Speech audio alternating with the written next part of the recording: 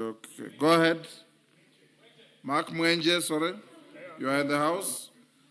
Murugara, are you ready with a response? Yes, I'm Alana from Utumishi Girls Academy, and yesterday being a holiday for the Muslims. Afe Wario. Yes, he's here. And I wish that Honorable Gikaria was here. He raised a matter very urgently through a question, but IEBC has actually answered together with these other two. So you start with Ade Wario. So it's a combined statement, but it answers every one of them. For the two? Yes, the first two, and the ends. In fact, it started with Gikaria's question, which really is short, that I'm going to read to him, I give him the statement, then the other two, I will answer as they've done. Allow me kindly to do an abridged version, abbreviated version of it. It's a bit long, but it carries everything they want to hear. This is a statement in response to the request by Honorable Mark Mwenje, MP West, Embakasi West constituency, regarding alleged illegal voter transfer between counties, that is Nairobi and Garissa. There is also a request for statement by the Honorable Afe Wario, MP North Hall constituency, regarding implementation of the enhanced continuous voter registration in North Hall constituency. And the question is by Honorable Gikaria, MP Nakuru Town East constituency, to the IEBC on why young Nakuru residents with the Maisha cards, that is the new generation identity cards, are unable to register as voters. Honorable Speaker, the statement proceeds as follows. The Commission expresses its appreciation to the National Assembly as key stakeholder in the electoral process. Further, the Commission values the cordial and constructive engagement it has consistently enjoyed with the legislature in the discharge of constitutional mandate. With regard to the issues raised by the honorable members, the Commission wishes to describe the process of voter registration and transfer as follows. Number one, eligibility and application for registration as a voter. We've set out what is required, the 4 elements of Kenya citizenship: attained the age of 18 years, is of sound mind, and has not been convicted of an election offense within the last 5 years or preceding 5 years. Then the eligibility for applicants: you have to produce your national identity card or a valid voter passport, a valid Kenyan passport. Then we have the voter registration process. They have set out how they do it through verification of identity and eligibility, number 1. Number 2, completion of application for registration form is the Form A. Number 3 is biometric data capture. Number 4 is selection of registration or polling center. Number 5 is review and confirmation of information. Number 6 is issuance of acknowledgement receipt. Slip, which looks like the voter's card we used to carry many years ago. Number 7 is updating of voter records once this is done. And the last paragraph is location for voter registration, where they are supposed to do so in the 290 IEBC constituency offices and designated Huduma centers and the 1,450 county assembly wards with institutions of higher learning. This is where we do periodic enhanced outreach programs. Now for transfer, again, there has been detailed on how one does it through transfer of registration in accordance with Section 7 of the Act, and correction or updating of personal detail where this has had a problem. Then verification of registration status, they have set out how this is done by the poll clerks who actually check that this has been done properly. And now they go to the issues raised by the questions, starting with Honorable Gikaria, where he says Maisha cards are not being accepted in Nakuru Town East constituency, and their response is that this is not true. The Commission recognizes the Maisha card as an identification document and confirms that the voter registration system fully supports it. Claims that Maisha card holders born from 2004 onwards cannot register are therefore unsubstantiated. And Honorable Gikaria will have to provide details as regards who has a Maisha card and has been refused registration. Now, issues by Honorable Mark Mwenje. The issues were the veracity of the allegation regarding the transfer of voters from Nairobi City County to Garissa County and the extent of the affected voters. Number two, the measures being taken by the government to verify and rectify any anomalies in the voter register. Number three, the safeguards in place to prevent irregular transfer of voters across counties and polling stations. And number four, the timelines within which any anomaly is expected to be resolved to restore public confidence in the electoral process. IBC response as follows. Number one, allegations of illegal transfer of voters. The allegations of illegal voter transfer from Nairobi to Garissa are untenable, as voter transfers require physical presence and successful biometric verification.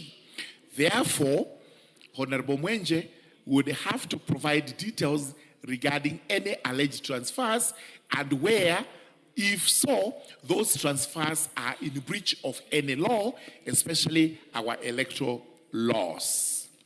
Then,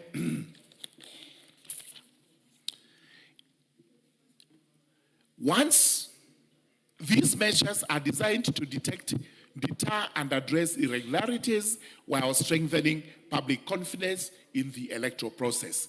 So, they have set out the various methods that where this is done, and they confirm that there has been nothing illegal. If anyone has actually moved from Nairobi to Garissa, the physical presence of that person confirms that that is his wish, and we cannot obstruct it, especially where people want to move from one constituency to another constituency. Now, issues raised by Honorable Arthur Wario, MP, in respect to the statement by Honorable Arthur Wario, MP for North Hall constituency, regarding the implementation of the enhanced continuous voter registration exercise in North Hall constituency, specifically set out in the statement, the Commission responds as follows. Regarding issue number one, the Commission is currently processing the ECVR data to retain only unique records and eliminate any potential duplicates before final certification. Consequently, the figures on newly registered voters, including transfers and changes of particulars for North Hall, are still being processed. However, the figures available as we speak today are that 7,988 new enrollments took place against a target of 4,204 new enrollments. So they actually registered more than the target they had. Now, limiting access to voter transfer and related services in the constituency, the Commission extended the services for new voter registration services by engaging clerks and mobilizers at ward level, ensuring coverage. So the area was particularly well covered. The services for voter transfer and update of particulars are carried out by the registration officers to enable verification of previous registrations and biometrics during application for transfer or change of particulars. So the Commission is exploring ways of facilitating registration officers with the necessary logistical support and resources to enhance the provision of voter transfer and update of particular services at the ward level for purposes of North Hall, which is one of the largest constituencies in the country. Such infrastructure includes stable internet connectivity, reliable power supply, and other logistical support necessary. The Commission proposes to operationalize periodic outreach services whereby registration officers may visit ward offices and other decentralized locations to conduct voter transfers and related services based on demand and operational feasibility. And as we conclude, for voter transfer and update of particulars, the Commission endeavors to facilitate the registration offices with necessary logistical support and resources to cover the vast areas of North Horr and carry out the above services. In conclusion, the Commission remains steadfast in its commitment to upholding integrity, accuracy, and credibility of the register of voters at all times, so as also to ensure and assure Kenyans of the integrity, accuracy, and credibility of the electoral process when this comes into being. Thank you very much, Honorable Speaker. I have the whole statement with me here and will provide the members with copies, and if they need any supplementaries, we can invite IEBC to appear before the committee, and their supplementaries will actually be taken over there. Thank you very much, Honorable Speaker. Very well, Chair Legal. Now, before I bring Honorable Mwenje, who is very ready to deal with this matter, I'll be bringing you. But before then, let's acknowledge the presence of the following schools in the Speaker's Gallery: Kapsabet Girls School from Mgwen constituency, Nandi. And then also we have Londiani Girls School from Cape Kelion, Kericho. Now, I can see the member is here. 1 minute, just to appreciate the students. Thank you, Honorable Speaker. Are you on a point of order, Honorable Millie? 1 minute. Okay, let's listen to the Honorable member for Nandi. Thank you, Honorable Millie, for allowing me. Thank you, Honorable Speaker. First, I would like to welcome all the students who are here, and particularly the students from Kapsabet Girls High School in Mgwen constituency.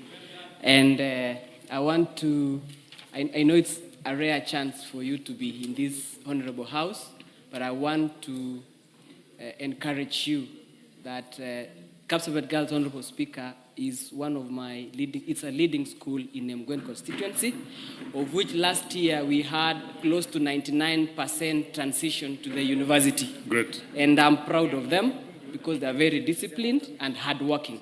I want to encourage all the students who are here so that you work hard, your future is bright, and one day you might be in this honorable house as leaders of the future. Thank you, Honorable Speaker. Very well. Honorable Chirorot.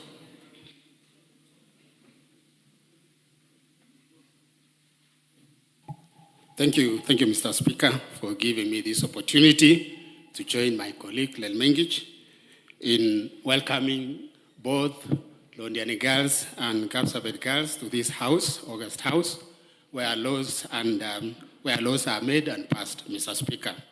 Mr. Speaker, Londiani Girls is one of the leading schools in my constituency, and I want to say that we have a lot of alumni who have gone through the same school, and they are doing very well, Mr. Speaker. I want to say that, as Mandela said, that education is the most powerful weapon which we can use to change the world. I want to encourage our students that they should work hard to make sure that they prepare for future. This morning in our prayer breakfast, Mr. Speaker, we had this girl from Kenya High who really spoke, and she really challenged the president that we should be able also to visit girls' schools, because I think, according to her, the president has been visiting boys' school. And I want to encourage our president also to make sure that all our girls in high school are also visited. Another thing, Mr. Speaker, I want to say pole for our girls in Gilgil who lost their lives this early morning. And I want to condole with the families. That may God be with you and encourage and comfort you. Thank you, Mr. Speaker. Great. You need to be much briefer than that because these are just comments. So let's give Honorable Millie very briefly. Thank you, Mr. Speaker, for giving me this opportunity. And I would want to take the opportunity as well to welcome Kapsabet girls in the National Assembly and to say that one of my sisters or sister cousins was a teacher there. Unfortunately, she has since passed on. And also Londiani girls, welcome to the house. I pass Londiani a lot of times on my way to Suba North. And Mr. Speaker, I want to tell the member who is worried that a girl from Kenya High was complaining to the president today that the president is only visiting the boys' schools. Worry not. I am going to visit all the girls' schools because I am the president 2032. So the girls here, these are my voters in 2032. It's just that they are not allowed to cheer. Otherwise, they would all be cheering because they know the president, the first woman president, is here. Amilo Geza, the bad girl. Thank you, Mr. Speaker, and welcome. Great. I think that's done. No, we have had enough of that. Let's go to business, members. So let's get the first bite from Honorable Mwenje. Thank you, Honorable Speaker. Honorable Speaker, I've had a chance to listen to the response to my questions, and for questions 2, 3, and 4 that have been provided by IBC, in my opinion, are satisfactory questions. Honorable Speaker, just before I raise the main issue, I want to express that I do have a lot of confidence in the new IBC. I have confidence in that chairman. I have confidence in one, especially Commissioner Ande Ritu, and even my returning officer in the constituency. I believe they're doing a good job. Having said that, the response that I've gotten on the first issue, to use kind words, Honorable Speaker, is to say that this is an insulting response. It makes it look as though I imagined what I raised. And Honorable Speaker, I had actually requested the committee to invite me, and they gave me a date of 26th of this month, 2 days ago, that they would invite me when IBC were in the committee so I could raise these issues of illegal transfers. Now they're saying it cannot happen, Honorable Speaker. Honorable Speaker, if the chair had paid attention, we had a member who was elected the other day in Embu County, which is, I believe, is neighboring county. And I'm glad that he's won his petition. But the whole issue around that petition that forced a recount of votes was because there were some registrations that went on at the time when the IBC register was closed. So these issues are happening. Now, there was an expose done by NTV. Speaker Moturi gave some evidence, and I did, and I restricted my comments, Honorable Speaker, with respect to this House, because I didn't want to raise this issue. Now, Honorable Speaker, let me give the chairman these names. These are people from Embakasi West. Christopher Moteru lives in Molem. He's a registered voter now in Garissa, in Ijara. When I spoke to the member of parliament from Ijara, he told me this polling center, Bula AP dispensary, is at the farthest corner in his constituency. Number 2, Moiro Mongai, Garissa, Mbalambala, Danyeri. When I spoke to the honorable member, he told me this is a very far-flung polling center. Number 3, Abraham Kegia, Garissa, Ijara, Bula AP dispensary. Mind you, these are people I know and live in my constituency. Yeah? Another one, Ken Mueni, moved to Garissa, Ijara Livestock Market. How long is the list? Honorable Speaker, it's a long list. I've stopped. Proceed. Did I imagine these names for them to tell me that it is impossible? And I don't want to raise this politics. Why are these people from one community only being moved to these areas? This is the issue that I have. If you are moving these names to Moranga, Kiambu, I'll assume maybe they are voting in their ancestral homes. These are not the ancestral homes in Garissa and Wajir. It's not there. So Chair, with due respect, let IEBC not treat as though I'm accusing them. We are not in court. I want to give them this information because, in my opinion, there is a third party involved and using resources to confuse these young men who will not get a chance to vote. I have to transfer these individuals back, and I've refused, Honorable Speaker, to transfer them back so that I can give them to IEBC. They can interrogate them, and they will tell them what they have told me. There is somebody somewhere. It is not the commissioners I'm accusing. It is not my returning officer, but it is somebody meddling. And mind you, Chair, this issue cuts is in Embakasi North, it's in Embakasi Central. Even Honorable Mbui, I hope he was listening to me, he'll tell you it is there. So, please, Chairman, very well. Just call me to a meeting where you are meeting with the IEBC, and I will give them these people. I will give them these contacts. Let them investigate and find out so that we sort out this issue. Otherwise, we're just laying ground for election petitions that will be endless after the elections in 2027. Thank you. Thank you, Honorable Speaker. I can see some interest. Let me just take two. Oundo, briefly, the first speaker had the leverage. Thank you, Honorable Speaker. And I want Sir George to listen carefully and convey this message to IBC. Honorable Speaker, the integrity of an election is not determined on the day of counting. And Honorable Speaker, allow me to paint a very clear and a very well-orchestrated scheme being played on the border points. And I say so in relation to what Honorable Mwenge has raised. Honorable Speaker, there is currently something called rapid initiative, something like that, to register people as residents of Kenya, to issue them ID cards. And that, Honorable Speaker, is specifically happening in Teso North and Funyula. What is happening, Honorable Speaker? Somebody somewhere is transporting non-citizens, non-Kenyans, to come and get ID cards. The moment they are given the waiting cards, they're immediately registered as voters. In blatant disregard on the procedures. Honorable Speaker, the Constitution of Kenya, Article 15.1 and Article 15.2 says for any non-Kenyan to be registered to be Kenyan by registration, first of all, must have been married for 7 continuous years. Number 2, must have been lived in Kenya for 10 continuous years. Honorable Speaker, in Funyula constituency and Teso North, we are witnessing a very ugly spectacle. People are coming in lorries. People are coming in matatus. And Honorable Speaker, those guys cannot either speak Swahili, cannot speak English, cannot speak local dialect. You wonder when did they live in Kenya for 7 years? How do they transact business if they have lived in Kenya for 7 years, yet they cannot read and write in English, Swahili, or local dialect?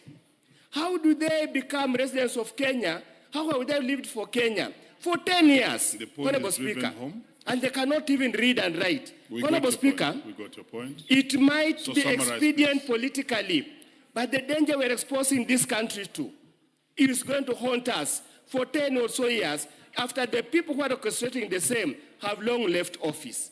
It's a dangerous situation, and I hope it cuts across both electoral integrity and the national security of this country. And Honorable Speaker, with the fullness of time, I'll bring a substantial question to be answered. Very well. And I hope nobody will kill it in the bureaucracy as well as the practice in this parliament. Thank you, Honorable Speaker. No, just bring a question, it cannot be killed. The business here must just be undertaken. I can see, Honorable, is that Wandeto? Yeah, very briefly, and then we go back to Chair. Thank you, Mr. Speaker, for the opportunity. The issue of electoral integrity, Mr. Speaker, is very, very important. And you know, this country has even gone into very difficult times because of the questions of electoral integrity. As we speak, I think the ODM party, which Honorable Millie is a member of, I think are still waiting for some servers to be opened from the last election. So electoral justice is a big thing. And Mr. Speaker, when we hear about voters being transferred against their wish, all finding themselves, where they did not wish to be registered, it is an issue that requires a thorough investigation. And we do not want these sort of casual responses coming from the committees. What we would like is a thorough investigation, is including those voters being called to appear in the committee and show the evidence, that they are alluding to. And, the 2027 election, Mr. Speaker, will be a very, very consequential election in this country. And already, some of the utterances even being made by leaders or some members of this House, who some have said that even if their candidate of choice doesn't win, they will steal for him the vote. Maybe we are wondering whether this thing of moving, especially members of a certain community, from where they voted, it could be part of the voter suppression, which is being organized. And there has been many people who have come out clearly and saying, they will steal this election. So these are very serious early warning signs. And I hope that the relevant committees can take this matter very, very seriously and not give casual responses in this House, because indeed this could be a plot to steal the 2027 general election, and there are many, many signs that are coming out that indeed all is not well. Thank you. Chair. Order. The two members. Thank you. Some of them are senior members. Thank you very much. Honorable Speaker, I start with Honorable Wandeto. If you ask a question that appears casual on the face of it, you will get a casual answer. This is the reason why lawyers would always give you what is known as particularization of a question, or giving full and sufficient particulars so that you are able to receive a sufficient answer. Allegations that are made in funerals, in Harambes and what have you, those are just allegations. They have no particulars. They do not have anything else. And that takes me to the joyriding by Honorable Oundo. Here we are dealing with the voter registration, not registration of persons to receive IDs. And again, the way you're stating it is equally casual. You're saying there are people coming there in lorries, they can either speak Swahili or Luya language or whatever, and it borders on criminality. So these are criminal elements who are doing criminal things, and you've not made a report. So you need to go to the authorities, make a report so that these are investigated, and you provide the particulars. You cannot just go there and say, last night I was told some lorry was seen somewhere ferrying people. Nobody will take you seriously. Let me go to Honorable Mwenje. Honorable Mwenje, you've read out names. Which names should have actually been in your statement? That's the reason you're complaining that there has been no investigation.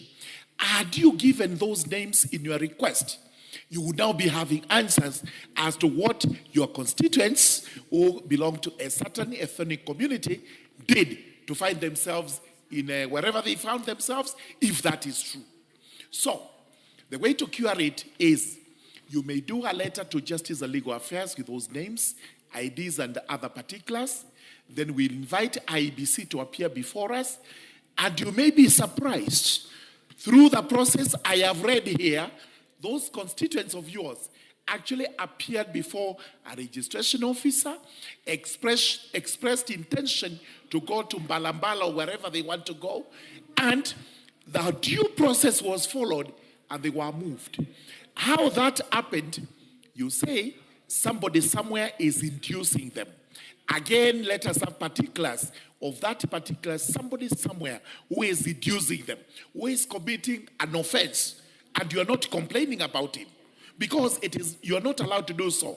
However, if the inducement is done elsewhere, we don't know where, and one fine morning, a young man by the names you have given, Mwangi or Kamau or whomsoever, appears before a registration officer voluntarily, out of his own will, volenti, and he says, I want to be moved to Balabala.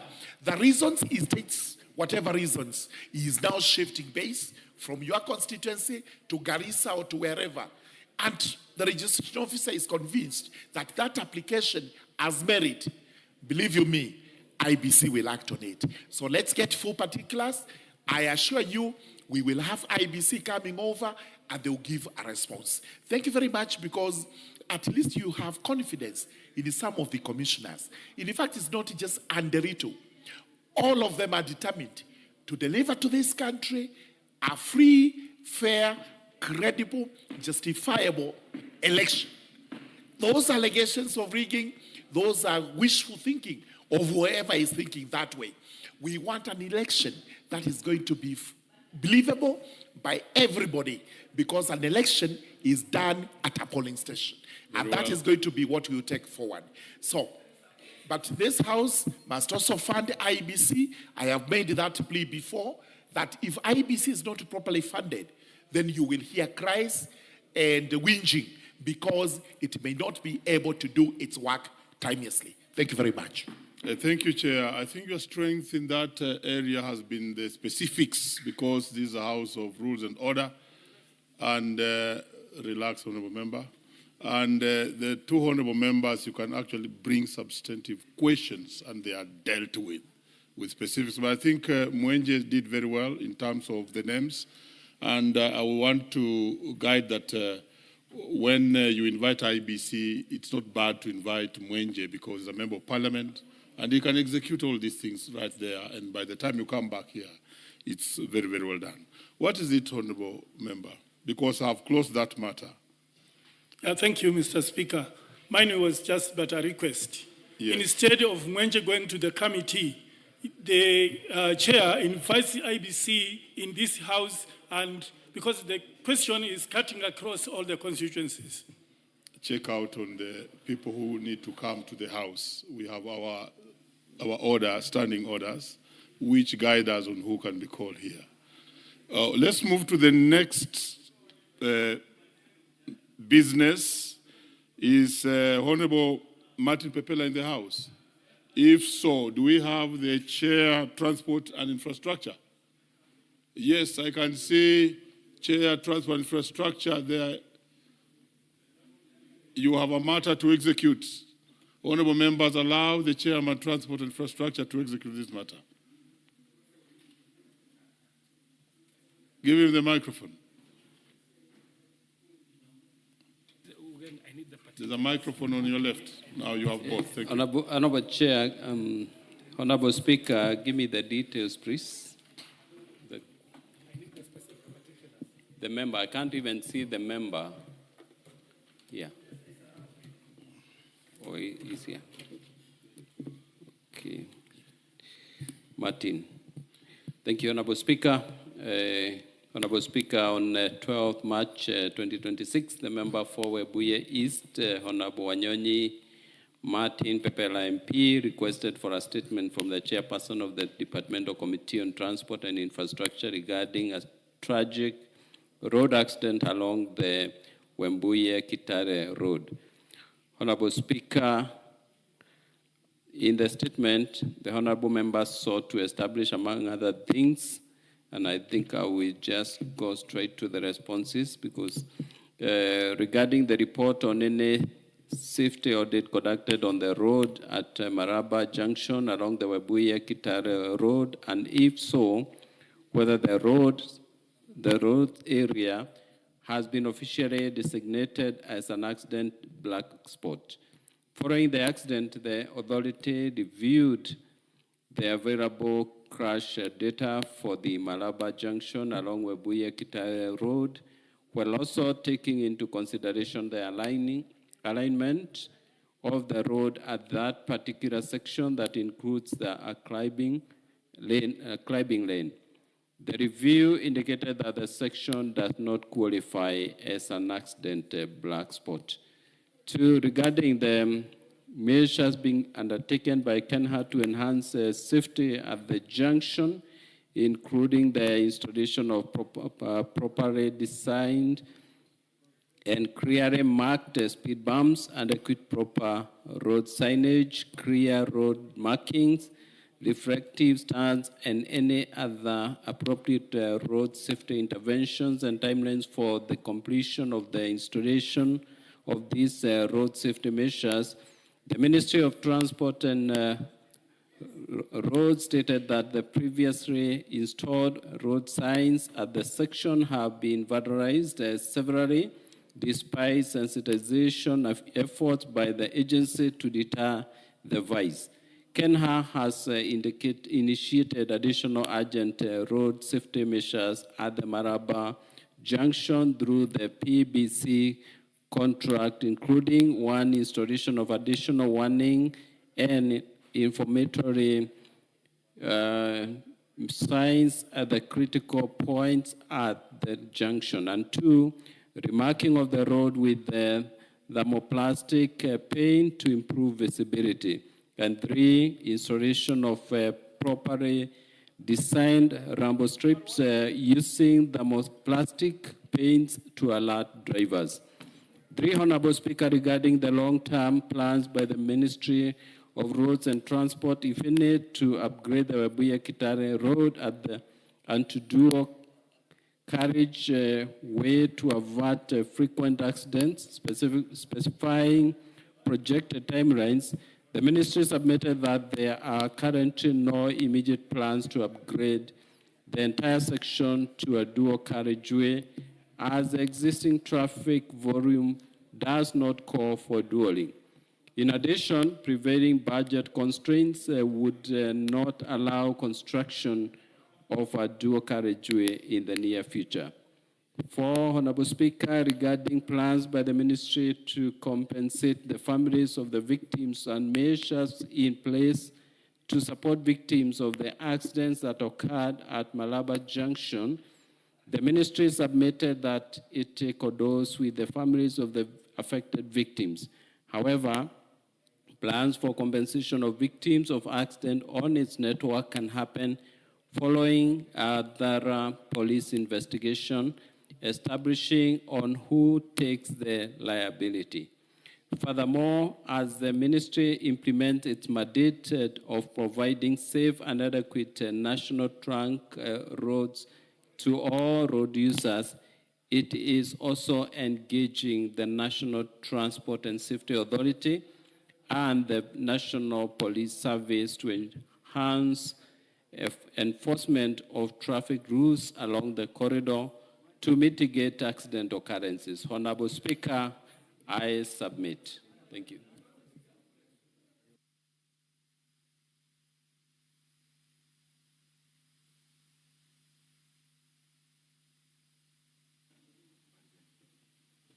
Very well.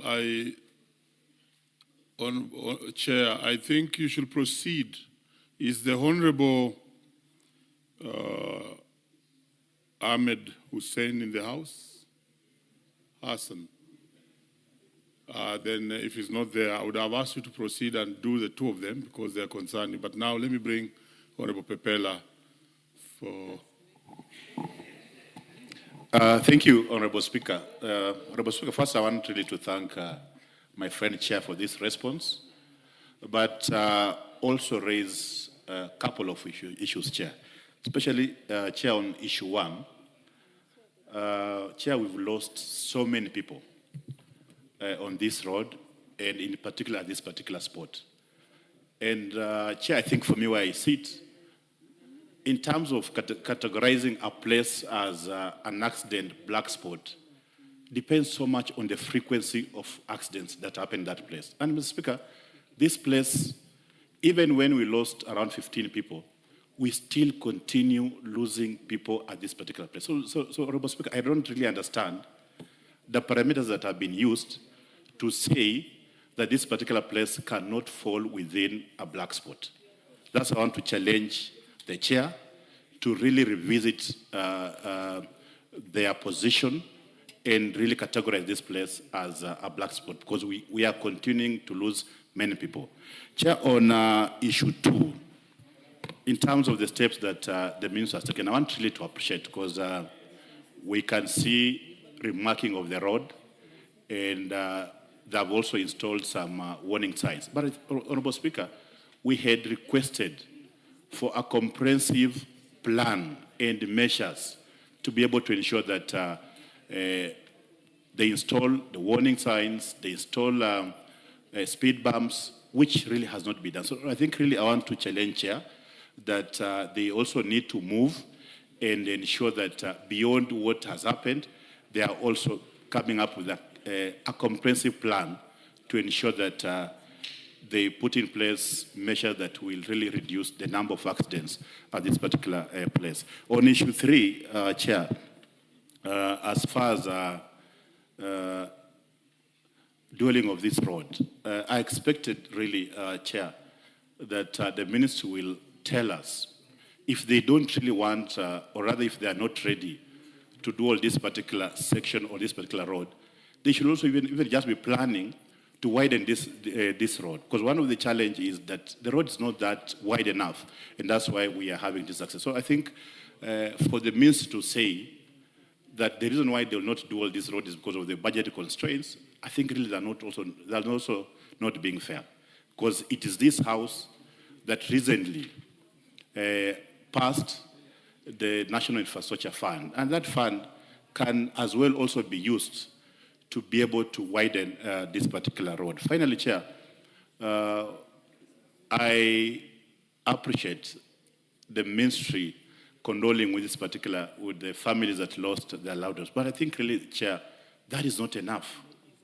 I expected the ministry to tell us that beyond condoling with the families, they have taken steps to liaise with the Ministry of Interior to ensure that they conduct... Order, Honourable Member, you are digressing. We dealt with this matter when the substantive speaker was here.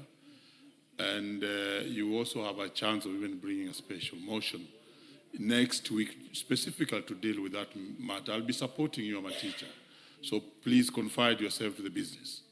Yeah, Honourable Chair, Honourable Speaker, government is a government of collective responsibility, and a matter happening in one ministry does not tire that ministry from also liaising with the other ministry to be able to have a comprehensive response and action, Mr. Speaker. So, Mr. Speaker, to summarize, I really expect that the two ministries will work closely for us to have a thorough investigation, and finally these families are compensated for the loss that befall them, Chair. Thank you so much, Chair. Chair, Transport. Thank you, Honourable Speaker. I have listened to my colleague, and we work together to ensure that the issues he has raised are addressed. Thank you. Very well. Is the leader in the House for his statement, Thursday statement? Okay, maybe when he comes in, we shall still give him a chance to give the Thursday statement. And here he walks in, I think he is more than ready. So let's get the Thursday statement by leader. Thank you, Honourable Speaker. My apologies, I was running down from the office. Order, leader. Just 1 minute as you settle down. The chair transport, you will, because I can see the member for Banisa is not in the house, so you can bring that statement, the answers that you had to the table. And now we can invite the leader to proceed with Thursday statement. Honourable Speaker, pursuant to the provision of Standing Order 44.2a, I rise to present the following statement on behalf of the House Business Committee, which met on Tuesday, 26th May 2026 to prioritize business for consideration during the week and the business coming before the House in the following week. Honourable Speaker, allow me first to officially welcome members back from the short recess, and further wish to appreciate the leadership of the House and all members for the dedication and cooperation exhibited so far, and look forward to the same dedication in this session after the recess and a very busy session with the budget-making process well on course. And as I thank members who took time during the working recess to consider the budget estimates that were tabled before the House on the last Thursday before that recess. Honourable Speaker, with regard to business scheduled for Tuesday next week, the House is expected to continue with the consideration of the following. A, Committee of the Whole House on the following bills. 1, the Fisheries Management and Development Bill, National Assembly Bill number 29 of 2023. And I see Honorable Millie Odhiambo nodding because she knows she has amendments, so it will come up next week. 2 is a Quality Health Care and Patient Safety Bill, National Assembly Bill number 41 of 2025. B is the second reading of the following bills, if not concluded this afternoon or this evening. 1 is a Public Finance Management Amendment Bill, National Assembly Bill number 17 of 2025. 2, the Plant Protection Bill, National Assembly Bill number 28 of 2025. 3, the Competition Amendment Bill, National Assembly Bill number 4 of 2026. And 4, the Kenya Judiciary Academy Bill, National Assembly Bill number 42 of 2025. C is a special motion on consideration of nominee for appointment as High Commissioner to Canada, if not concluded this afternoon, Thursday, May 28, 2026. D is motions on the consideration of the budget estimates for the financial year 2026-2027, general debate, first allotted day, subject to tabling of the report and giving of notice of motion. E is motions on the following, if not concluded again today, Thursday, May 28, 2026. 1 is a report on inspection visit to the East African Science and Technology Commission and the East African Health Research Commission. 2, report of the Kenya delegation to the 151st Assembly of the Interparliamentary Union, IPU, and related meetings. 3 is a second report on the status of reports on petitions and resolutions. And 4 is a report on inspection visits to 14 special needs schools in specified counties. In conclusion, Honorable Speaker, the House Business Committee shall reconvene again on Tuesday, 2nd June 2026 to schedule business for the rest of that week. I now wish to lay this statement on the table of the House as I wish you all a good weekend and a happy Madaraka Day. Thank you, Honorable Speaker. Very well. Next order. Order number 10, the Microfinance Bill, National Assembly Bill number 9 of 2026, first reading.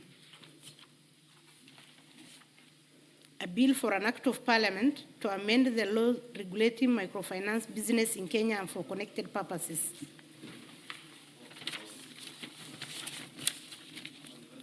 Order number 11, the Kenya Revenue Authority Amendment Bill, National Assembly Bill number 28 of 2026, first reading. A bill for an act of parliament to amend the Kenya Revenue Authority Act and for connected purposes. Next order. Order number 12, special motion, consideration of a nominee for appointment as High Commissioner to Canada. A chairperson, Departmental Committee on Defense, Intelligence and Foreign Relations. Thank you, Honorable Speaker. Before I can go to the motion, Honorable Speaker, allow me also to welcome all the students that have visited us that are seated in the gallery. In the gallery as well are my two sons, Barchok Koech and Kipkalia Koech. The two decided to come here, and their friend, Negus, they decided to come here today to see what we transact in the floor of this house. Just to say, Honorable Speaker, for the knowledge of the House, is that their grandfather, the late Kipkalia Kones, was a 4-term member of Parliament. He was also in this House. Their grandmother, Honorable Beatrice Kones, was a member of this House who served for 2 terms. Their father, Nelson Koech, yours truly here, who has also served for 2 terms. And their mother is running for the Bomet senatorial seat. So,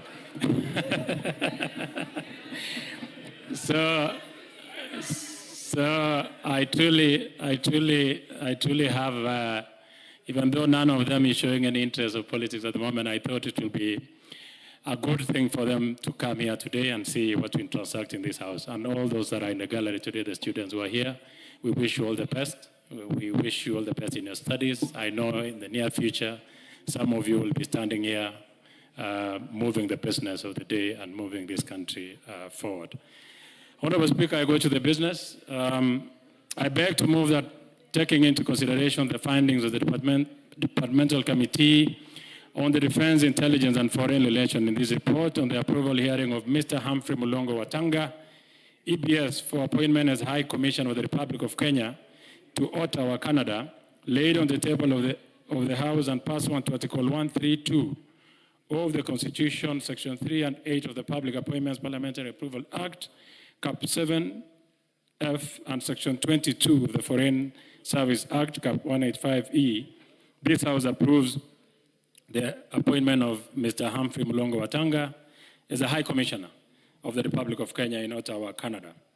In the exercise of its mandate, under Standing Order 216, the committee conducted the approval hearing of the nominee on Thursday, May 2026, and subjected him to a rigorous vetting process, including public participation and integrity verification by all relevant statutory bodies. The nominee was found compliant with the constitutional and statutory requirements, including Chapter 6 of leadership and on leadership and integrity. Honorable Speaker, the committee examined the nominee's academic background. I must say he's a very experienced and a professional with a lot of experience and performance. And during that approval hearing, we examined. The nominee possesses exceptional academic credentials, having studied it at the Harvard University and at the Wharton School of the University of Pennsylvania. Mr. Watanga is he's an accomplished academician, Honorable Speaker, I must mention. In fact, he had been picked to University of Nairobi to study veterinary, but he got a scholarship to the prestigious Harvard University, where he studied. He also demonstrated extensive leadership and institutional management experience through his service as Commissioner General in Kenya Revenue, Vice Chairperson of the Commission on Revenue Allocation before that, and in various investment advisory and corporate finance roles that he has done, both locally and internationally. Honorable Speaker, the committee further noted that the nominee demonstrated substantial understanding of public finance management, revenue administration, economic diplomacy, investment promotion, and international partnerships. During the approval hearing, he articulated vision of leveraging Kenya's strategic geographical position and the African continental free trade framework to position Kenya as a gateway for Canadian investment into East Africa and wider African market. Points to note, however, Honorable Speaker, which of course the committee, after they invited him to appear, we were convinced. The nominee had requested the rescheduling of the approval hearing. And on this, Honorable Speaker, I want to mention, particularly to the nominees and all nominees that appear before Parliament, that they should not take for granted an invitation to appear before a committee of this House. Sometimes they want to push the date of appearance, and it is expensive. Honorable Speaker, having the nominees, first of all, one of the communication is in the newspapers, and it costs about $500,000 to have such a communication in the newspaper. So it costs a lot of money to the taxpayer, and nominees should take an invitation from this House for vetting very, very seriously. Honorable Speaker, he did request for a rescheduling of his appearance, while the committee acknowledged the importance of continuity with public institutions because he had requested that he was handing over his duties in Kere. Members expressed concern regarding the unprecedented nature of the request by a presidential nominee. The explanation advanced by the nominee was considered unsatisfactory by the committee, particularly given the strategic importance and urgency ordinarily associated with presidential diplomatic appointments. And Honorable Speaker, probably this should, even as we discuss, I'm sure it is going to come into the debate, it is important that we pursue. On the Bongusha, CNN is bringing into this House a motion. It's come before my committee. And looking on how we will be, those that are going to be picked to the diplomatic appointments should be considered. And it's going to be on a ratio of 70-30. That is what his proposal is saying. And I think it is important because it is not fair sometimes when a nominee is given an opportunity by the head of state, and you find that there are diplomats who have been waiting for such a position. They will take the next minute to come for vetting. Yet you have someone who's been given an opportunity asking Parliament to reschedule his appearance before the committee. Nonetheless, we were convinced by his excuse, even though with so many question marks. And although the nominee demonstrated an understanding of bilateral economic relations and international engagement, the committee observed that to effectively discharge the responsibilities of a High Commissioner, the nominee will require structured orientation and capacity building in diplomatic practice, which is normally done anyway, on foreign policy implementation and protocol affairs. Nonetheless, the committee also observed that the nominee exhibited composure, confidence, and strong analytical capacity during the approval hearing. His exposure to international finance, multilateral engagement, investment negotiations, and cross-border partnerships provides a useful foundation upon which diplomatic competencies may be strengthened. In conclusion, Honorable Speaker, the committee identified no constitutional or statutory impediment to the appointment of the nominee. The nominee satisfied the requirements relating to citizenship, integrity, professionalism, competence, and suitability for state officers contemplated under the Constitution and Foreign Service Act. Accordingly, Honorable Speaker, the committee recommended that this House approves the appointment of Mr. Humphrey Mulongo Watanga, EBS, as the High Commissioner of the Republic of Kenya to Ottawa, Canada. Honorable Speaker, I want to beg the gracious lady, the formidable Deputy Leader of Minority, Honorable Millie Mabona, to second this motion. Thank you. Thank you. Deputy Whip, sorry, but she's running for president in 2032, so yes. I'm just preparing her psychologically. Yes, thank you, and thanks for noting that. But currently, I'm the Minority Chief Whip. Thank you, Mr. Speaker. Before I second, let me take this opportunity to welcome Moi Girls. I think they're the ones who was called Highlands in the past. And it's a school that has produced great women in this country, including Mama Ida Odinga, a great friend of mine. And this is how we do business in the house. And when you see women in this house, I want you to know that now that you see very many of us here, it's not always been like that. When I joined Parliament 17 years ago, we were only 17 women. So we hope that by the time you get here, you'll be more than 100 women. Mr. Speaker, I also want to welcome the family of Honorable Koech, and you are doing a good thing because it's good for our families to be acquainted with the kind of work that we do. And I want to say that I served with the late Honorable Kipkalia Kones, I served with Beatrice Kones, and now I serve with Honorable Koech, who is my chairman in the Defense Committee. And I want to tell Honorable Koech, you will be a clog in the campaign of president, because now you are dynasty when you are not supposed to be dynasty. Now with your wife also running, you qualify to be dynasty. Having said that, Mr. Speaker, I ask to second the motion on the approval of Mr. Humphrey Mulongo Watanga, EBS, for appointment as High Commissioner of the Republic of Kenya to Ottawa, Canada.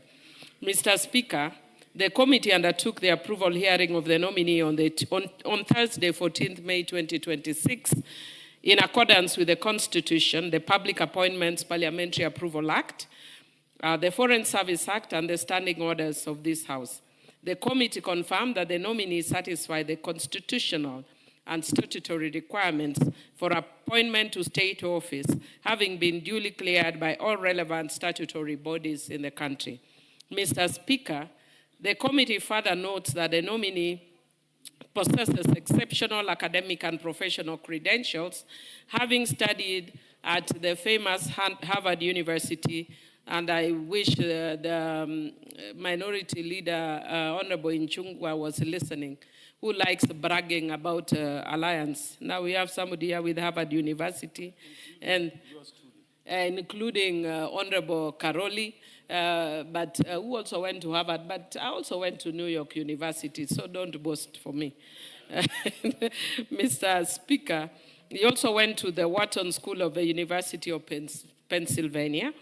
He has also demonstrated extensive experience in public finance management, institutional leadership, investment advisory, and revenue administration through his service at the Commission on Revenue Allocation, and more recently as a Commissioner General of the Kenya Revenue Authority.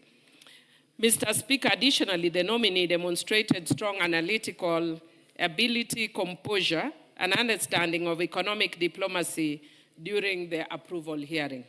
Mr. Speaker, his experience in international finance, cross-border investment engagement, and strategic negotiations provides a useful foundation for advancing Kenya's bilateral relations with Canada, particularly in trade, investment, innovation, education, and technology cooperation.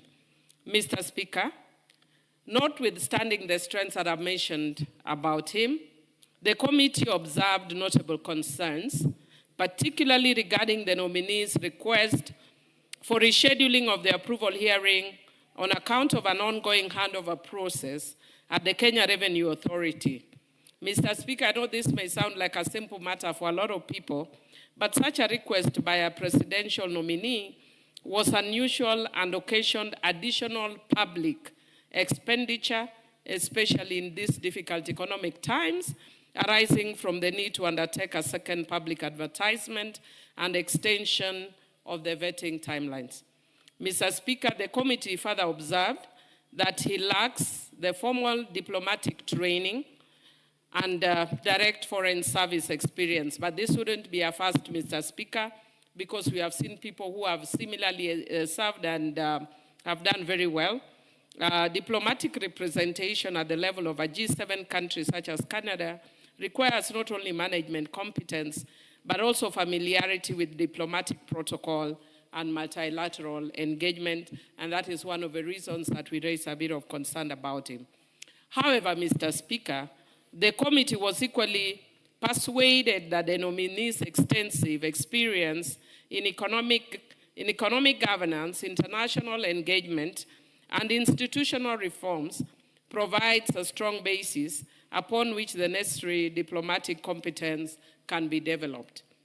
Mr. Speaker, this approval should therefore not be interpreted as an affirmation of complete readiness in diplomatic practice, but rather as recognition of the nominee's professional competence, integrity, and potential to effectively represent Kenya's interests upon receiving the necessary institutional support and orientation. Mr. Speaker, with those remarks, I second. Thank you. Very well, Honorable Millie, and I think both yourself and the chair have spoken about the rescheduling of that particular appearance of the nominee. I think that's a matter that you could escalate to the speaker, because all these things are done within the standing orders, the constitution, and acts and laws of this country. And such a rescheduling can have a very serious meaning, and therefore I would be asking the chairman to escalate that accordingly. Honorable members,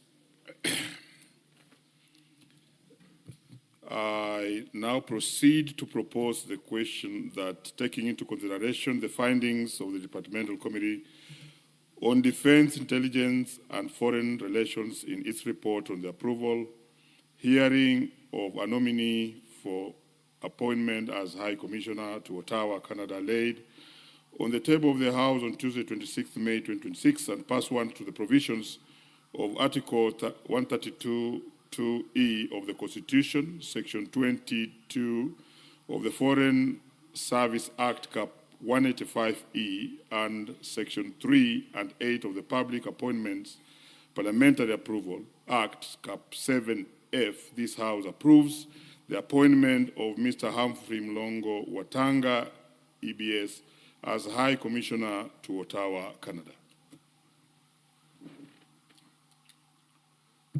the Honorable Ndindi Nyoro. Thank you very much, Honorable Speaker. And as I rise to almost congratulate Mr. Humphrey Watanga, I also want to make some brief comments, Honorable Speaker, and especially in terms of foreign policy. But before that, Honorable Speaker, you allow me to send my most sincere condolences to the families who have been affected by the tragic fire at the Utumishi Girls Academy. Honorable Speaker, this is an incident that have shaken our nation, and we stand in solidarity with all the affected families at this very unfortunate and very difficult moment. And even we said our quick recovery message to all the learners who are currently hospitalized in various areas, and we are together with them in our thoughts and prayers. Honorable Speaker, I also want to welcome all the learners who are here today, and I want to commend them for finding time to come and see how we do our business here in Parliament, and also wish them all the best in their aspirations, because I'm sure a majority of them would want to be occupying these positions. We wish them all the best as you go through school. Know that you have a blank sheet of paper currently. You can write anything basically you'd want to become. And because you are all the ages on your side, you can actually become anything that you aspire to be. Start early while you're in school, lead clubs, lead various areas in school. Hone your abilities there so that you continue developing yourself. Honorable Speaker, as I go to the agenda of the day, it is important, Honorable Speaker, that we give a lot of weight and consideration to the foreign policy of our country. Honorable Speaker, the country's and state self-interest is embedded on the policy that we have, that is foreign policy.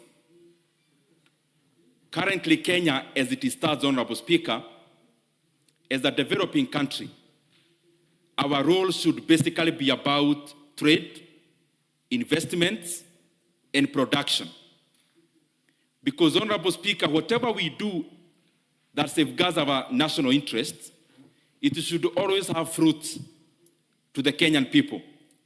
And the fruits majorly, and on the economic sphere of it, can only come if we truly embed whatever we do in terms of our internal policies and our foreign policy into ways and channels that spur investments, that spurs production, and that enlarges and grows our economy.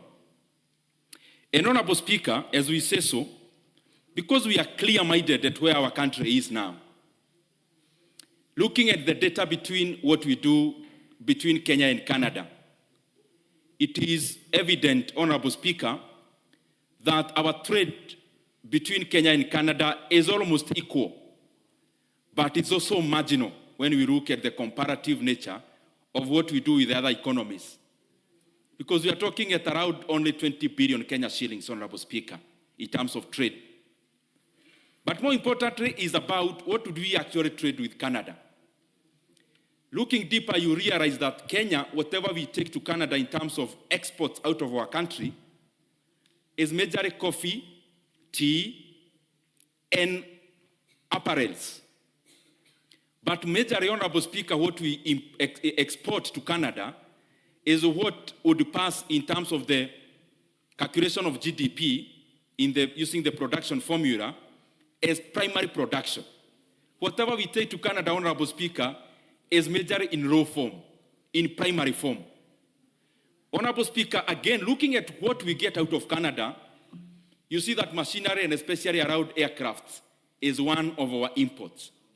The point I'm trying to make is this, Honorable Speaker, that looking at Canada itself, how it grew, because it's way ahead of us in terms of GDP per capita, and the other countries that have grown, Honorable Speaker, it's very difficult for a country to thrive on the basis of primary production.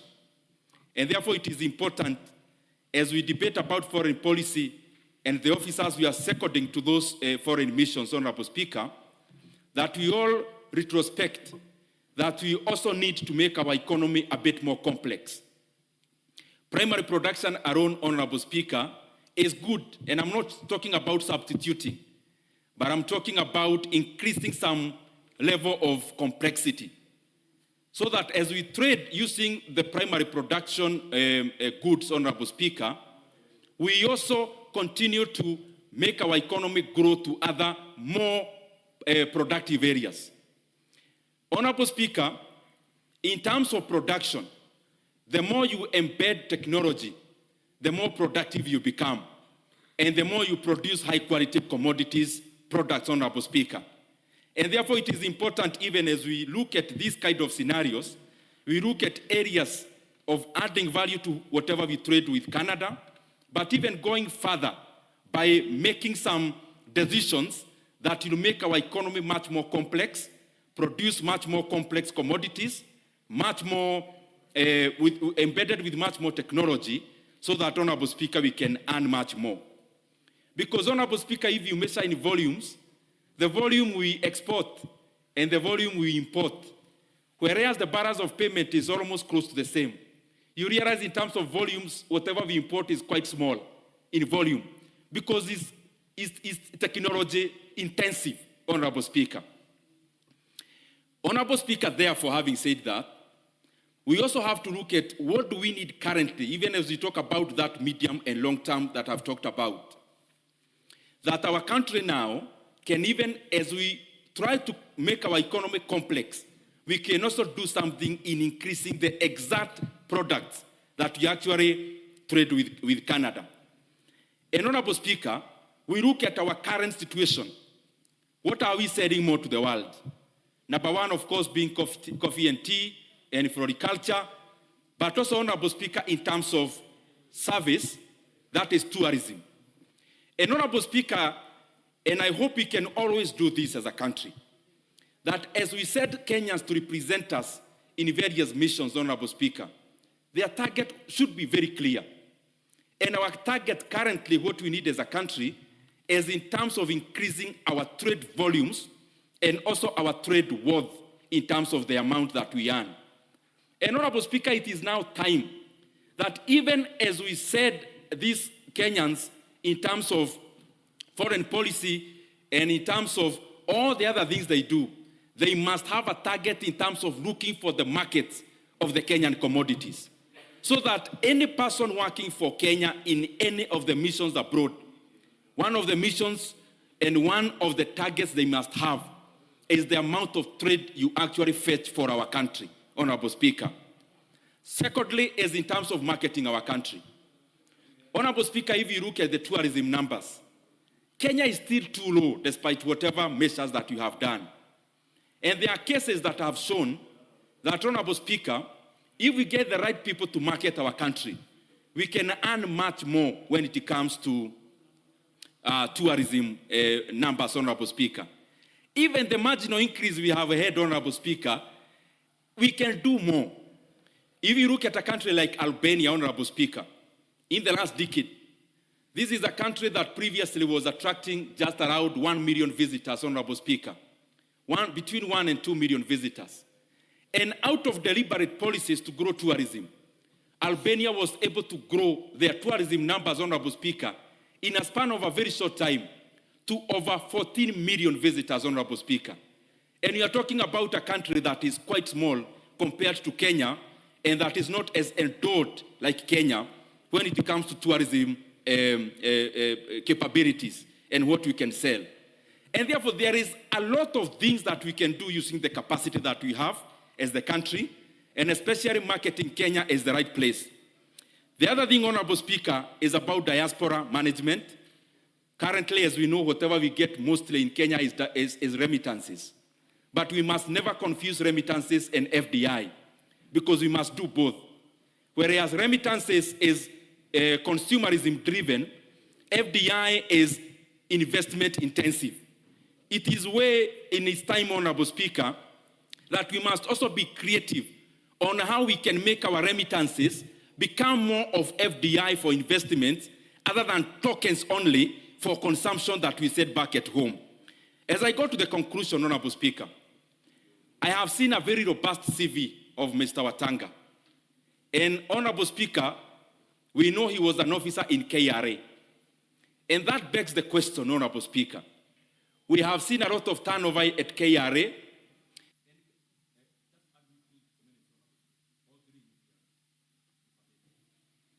We are adding you 1 minute. Honorable Speaker, I was just trying to say that Mr. Watanga is an accomplished officer. And we clearly see that, as we know, he was removed from KRA. And it's clear, Honorable Speaker, as we always see, we never give Kenyans, professionals, an opportunity to serve. And I challenge all the people in government, the senior ones, when we get this kind of accomplished Kenyans and we give them responsibility, it is not us leaders who should be advising our advisors. We should let the people who are accomplished and competent do their work, instead of having a mentality that we can do everything as leaders because we occupy big positions. We give these kind of Kenyans an opportunity so that they serve our nation, because they also mean well, Honorable Speaker. Honorable Speaker, I thank you, and I hope that we can also look at the welfare of the Kenyans who work in our diplomatic missions and improve their welfare. I submit. Okay.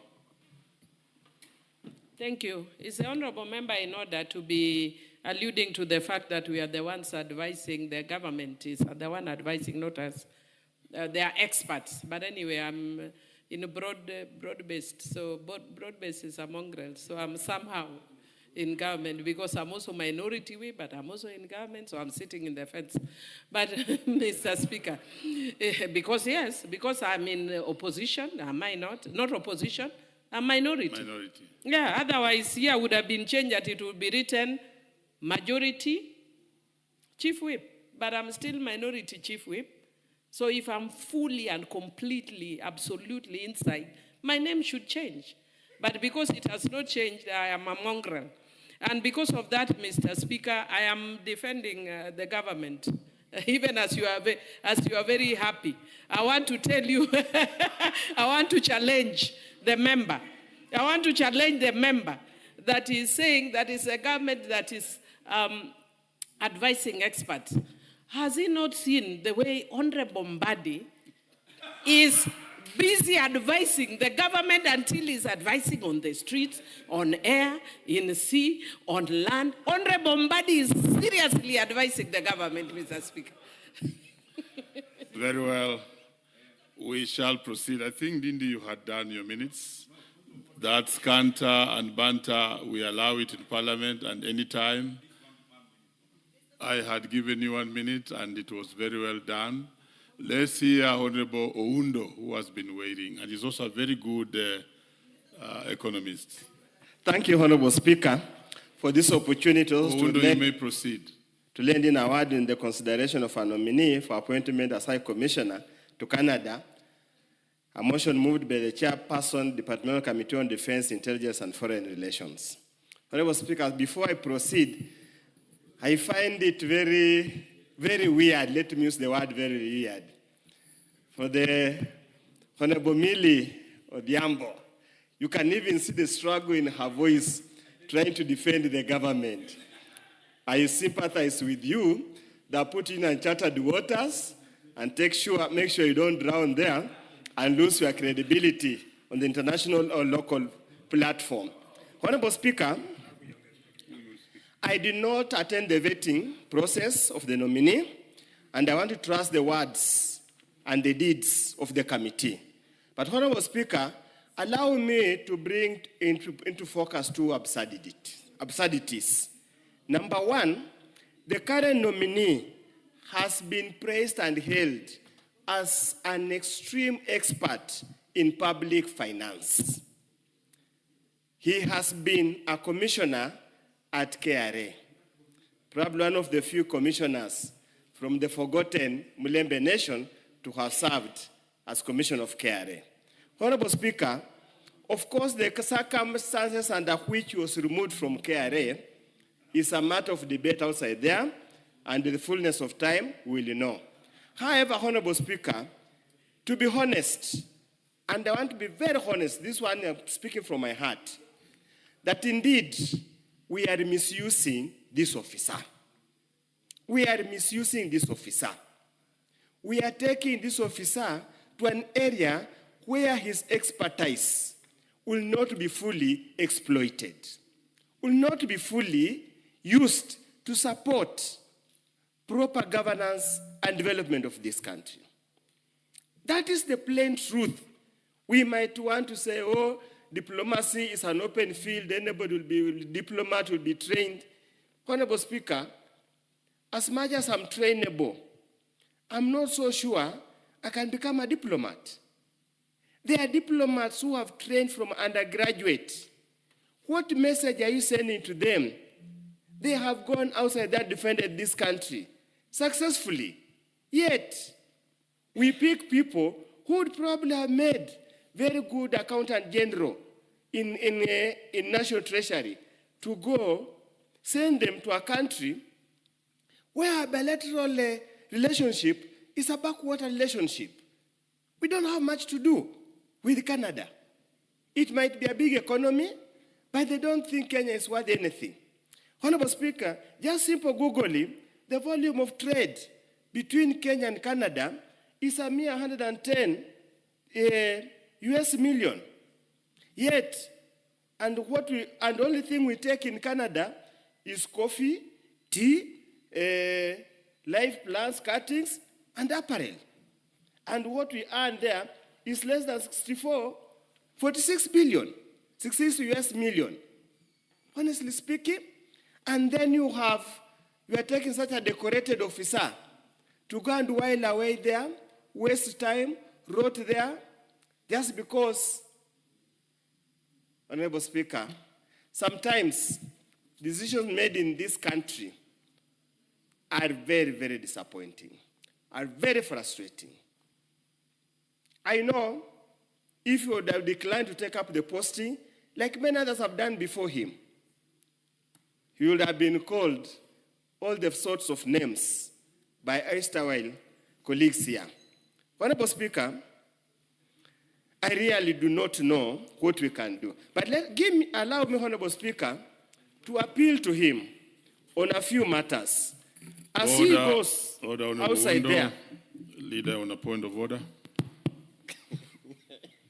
Honorable Speaker, you know, Honorable Oundo is a very good debater and usually has a lot of substance. But is in order to be insinuating that there are members in this House who attack nominees for no apparent reason, because he just said that if this nominee had declined the appointment, and the nominee has not indicated he's declining, neither can Oundo adduce any evidence to substantiate his claim that they are members, because it's not good to be disparaging members that they are members who attack nominees. Because by the time you are being nominated, you must have known you are being nominated, even before the name comes here. And I do not think I've never had any member insulting any nominee. So I would want to benefit from Honorable Oundo's knowledge of any member who has ever insulted any nominee. Otherwise, it will bring the House into disrepute if we look like a House that attacks nominees who are just nominees and nothing else. Very well. Honorable Oundo, before you pick up from where you left, let me acknowledge in the presence of the public gallery, Utumishi Girls High School from Kandara, Nakuru, who are in Parliament. And on behalf of the House and members, I want to welcome the students in the House. Thank you, Honorable Speaker. I was very careful with my words. I did not mention any member that would have warranted a special motion. I was very clear. Chair, Honorable Speaker, I've been here. This is my second term. And luckily enough, before I came here, as they would say, I had seen so many books. So definitely, I'm very careful in my mind in what I say. Honorable Speaker, allow me to give unsolicited advice to the new commissioner or diplomat, high commissioner, going to Canada. There is very little we can do to improve trade relationship or trade volumes between Kenya and Canada. Because nothing else we are going to produce that Canada requires. The only thing we'll continue to do is to send coffee, probably tea, and those kind of things. In any case, even our panel, Honorable Speaker, other than produce at EPZA, we do not have anything originally our own. We can sell their brand. So, Honorable Speaker, my advice to him, when he gets there, is to focus on two things. If there is any results capable of coming out. Number one, Honorable Speaker, is to focus on labor mobility. I know all the countries in the Western Hemisphere have got an aging population and they do not have enough technical persons or even general labor. Can he go there and work as much as he can to sign the ongoing discussion on labor mobility agreement between Kenya and Canada so that our many youths who are idling, who have no jobs, yet they were promised that when we take the Bible, jobs will come flowing like manna from heaven. And when you look at our job levels, statistics, are some of the lowest. Honorable Speaker, the second issue I want to advise him to consider is the issue of tourists. Of course, there is a rich country, so they travel a lot for holidays.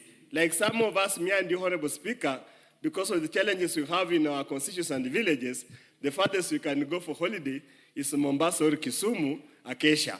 Honorable Speaker, I was in Morocco. I had the benefit of being in Morocco about 2 weeks ago on WSPU function. And I imagine, I was told they receive 20 million tourists every year. Yet whatever they have, their coastline is also short. They have no variety of anything to be seen. Honorable Speaker, Egypt, despite the fact that they have the pyramids, they receive a whole 19, yet Kenya only receives 7.9 million visitors. And surprisingly, Honorable Speaker, only 2.7 are foreign visitors. You can see, Honorable Speaker, how badly we are doing.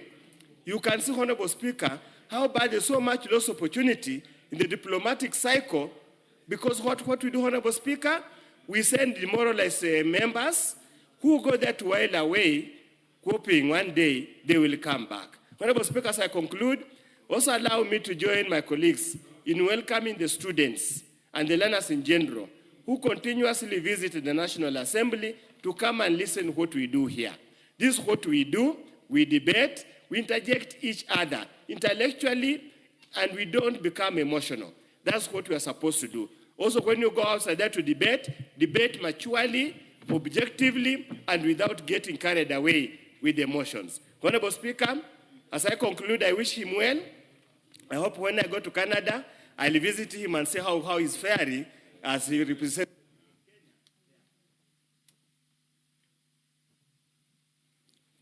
Very well. I think I got the school. I'll take this again. Githunguri Girls High School, constituency Kandara, and county is Muranga, not Nakuru. They are welcome. Yes, Honorable Muchomba. Mr. Speaker, thank you very much for clarifying on the school that has visited, because, these names, Githunguri, Kandara, and, I represent the great constituency of Githunguri, is a bit confusing. But I'm happy to hear that the name Githunguri is spread out all the way from Kiambu County to Muranga County and to even other counties. No wonder they elected a great woman like myself, yours truly, Wamushomba. I am here, Mr. Speaker, to defend and to convince this House that this nominee we have for Canada is the right nominee, Mr. Speaker. Mr. Speaker, I listened to my very good brother, the Honorable Dende Nyoro from Kiharu, giving us data and tabulated data on how imbalanced balance of trade is between Kenya and many countries. And it is true, Honorable Dende Nyoro, our balance of trade, Kenya versus China, Kenya versus Canada, Kenya versus Japan, it is not balanced. And so we can only balance it by sending the best of the best. the best from the cream of the best. And therefore, this nominee, even if he has not proven to us that he has done such kind of activities in the past, from his credentials, this is the person who is supposed to make sure that the differences between the balance of trade between our country and Canada is taken care of. Mr. Speaker, I am very excited because we thought it cannot be done. And finally, it has been done, Mr. Speaker. The bridge between Kenya and China has been met by the recent historical trade benefit bridge that was done of over $4 billion US. I am very excited with the kind of work that has been done by the same representation that has been sent to China. Mr. Speaker, if Chinese balance of trade is going to be corrected, the imbalances between Kenya and China, we are sending the best of the best from now so that we can also correct the imbalances in Canada. Mr. Speaker, it is good to appreciate that those in China have already decided that they are going to make sure they introduce new packages that are going to provide very good platforms for our tea farmers, coffee farmers, avocado farmers, macadamia nuts, and others, so that they can be able to export free access duty to China. If you have already done it in China, Mr. Speaker, I'm arguing and saying this nominee, even if he has not done it in the past, but his papers are good, he can learn from the best, he can benchmark from his colleagues who are already in China, and they have created an opening for our farmers, and we can do it for Canada. So I support the nominee. I support that he can be able to be given this opportunity to move on. Thank you, Mr. Speaker. The Honorable Robert Basil. Thank you, Mr. Speaker. From onset, allow me first to condole the families, the bereaved families of Utumishi Academy. It's a Sunday, Mr. Speaker, to lose so many young ones who are so optimistic to live, and today we are mourning them. Mr. Speaker, allow me to support the motion for nomination of Humphrey Mulongo. And I want to disagree with my brother Oundo that Humphrey Mulongo will actually be whining in Canada. I don't think so. When you look at the task ahead, one of it is to promote Kenya abroad, Mr. Speaker. And by promoting Kenya abroad... Order. Just go back and do the correct thing. You are now a seasoned member of this House. You may proceed. Yes. So, Mr. Speaker, if you look at the specific role that is ahead of Mr. Mulongo as a nominee for Kenyan High Commissioner to Canada, one of it is to champion Kenyan exports to Canada, Mr. Speaker. And I was extremely perturbed when I heard that Kenya is almost earning nothing in terms of exports to Canada. But I want to make reference to 2024 statistics, Mr. Speaker. In 2024, Kenya was able to export goods worth $19.7 million, Mr. Speaker. And it was able to import $131.8 million. If you look at Canada, Canada was able to import goods worth $58 million. That was 2024, Mr. Speaker. That is to tell you, Mr. Humphrey has some work to do. He needs to put more energy to promote Kenyan exports to Canada, Mr. Speaker. Importantly, in Kenya, we are grappling with unemployment, Mr. Speaker. Humphrey can be able to negotiate for foreign investments right here in Kenya, Mr. Speaker. I want to borrow leave what happened in the US. The US has been able to attract foreign investors from China and many other countries, Mr. Speaker. Kenya can equally do that if we make it easier to do business right here in Kenya, Mr. Speaker. And Humphrey can be able to champion for foreign investors from Canada to come and invest, open industries right here in Kenya if we put an enabling environment from a business front for these investors to come and establish businesses right here in Kenya, Mr. Speaker. Additionally, Mr. Humphrey needs to build bilateral relations between Canada and Kenya. He can actually negotiate for visa-free movement of goods, of services, that is human persons from Kenya to Canada, Mr. Speaker. It has happened in other countries, Mr. Speaker, and that is some homework for Mr. Humphrey to do while at Canada, Mr. Speaker. When I used to live in the US, there are situations of double taxation, Mr. Speaker. And in this case, Humphrey needs to negotiate for double taxation agreements between Kenya and Canada. And if you look at his experience, he has solid experience in taxation, Mr. Speaker. And that's why I disagree with Oudo when he says the guy does not fit for this particular job, Mr. Speaker. He actually fits for the job, Mr. Speaker. Importantly, Mr. Speaker, he has some work to support citizens, Kenyan citizens living abroad, that is in Canada, Mr. Speaker. Now, based on that duty, I also want to underscore some of the notable achievements of Humphrey, which I think aligns with the responsibilities ahead of his job or ahead of him, Mr. Speaker. And one of the notable achievements, he has been able to digitize the tax system in KRA. He has also been able to do institutional reforms within KRA, Mr. Speaker, and he has also been able to expand the tax base as well as compliance within the Kenya Revenue Authority. And that is to tell you, if you look at these notable achievements and the assignment ahead of him, it actually aligns. And of course, experience is acquired through work. So given this opportunity, I'm sure he should be able to do well. And then academically, Mr. Speaker, this is an experienced person in public finance and with the qualifications which literally aligns with foreign policies, and that aligns with the job that Mr. Humphrey is supposed to do. So with those few remarks, Mr. Speaker, allow me to congratulate him in advance for this appointment, and we look forward to see him registering some remarkable achievement, just as he did as a Commissioner General in KRA. Thank you, Mr. Speaker. I submit. The Honorable John Gitonga. Thank you. Thank you, Honorable Speaker. And as I do my contribution, I also take this opportunity to actually say my condolences to the families that have lost their very young ones, and in Utumishi Academy and Junior School, Honorable Speaker. And also, Honorable Speaker, I wish quick recovery to the kids that are in hospitals.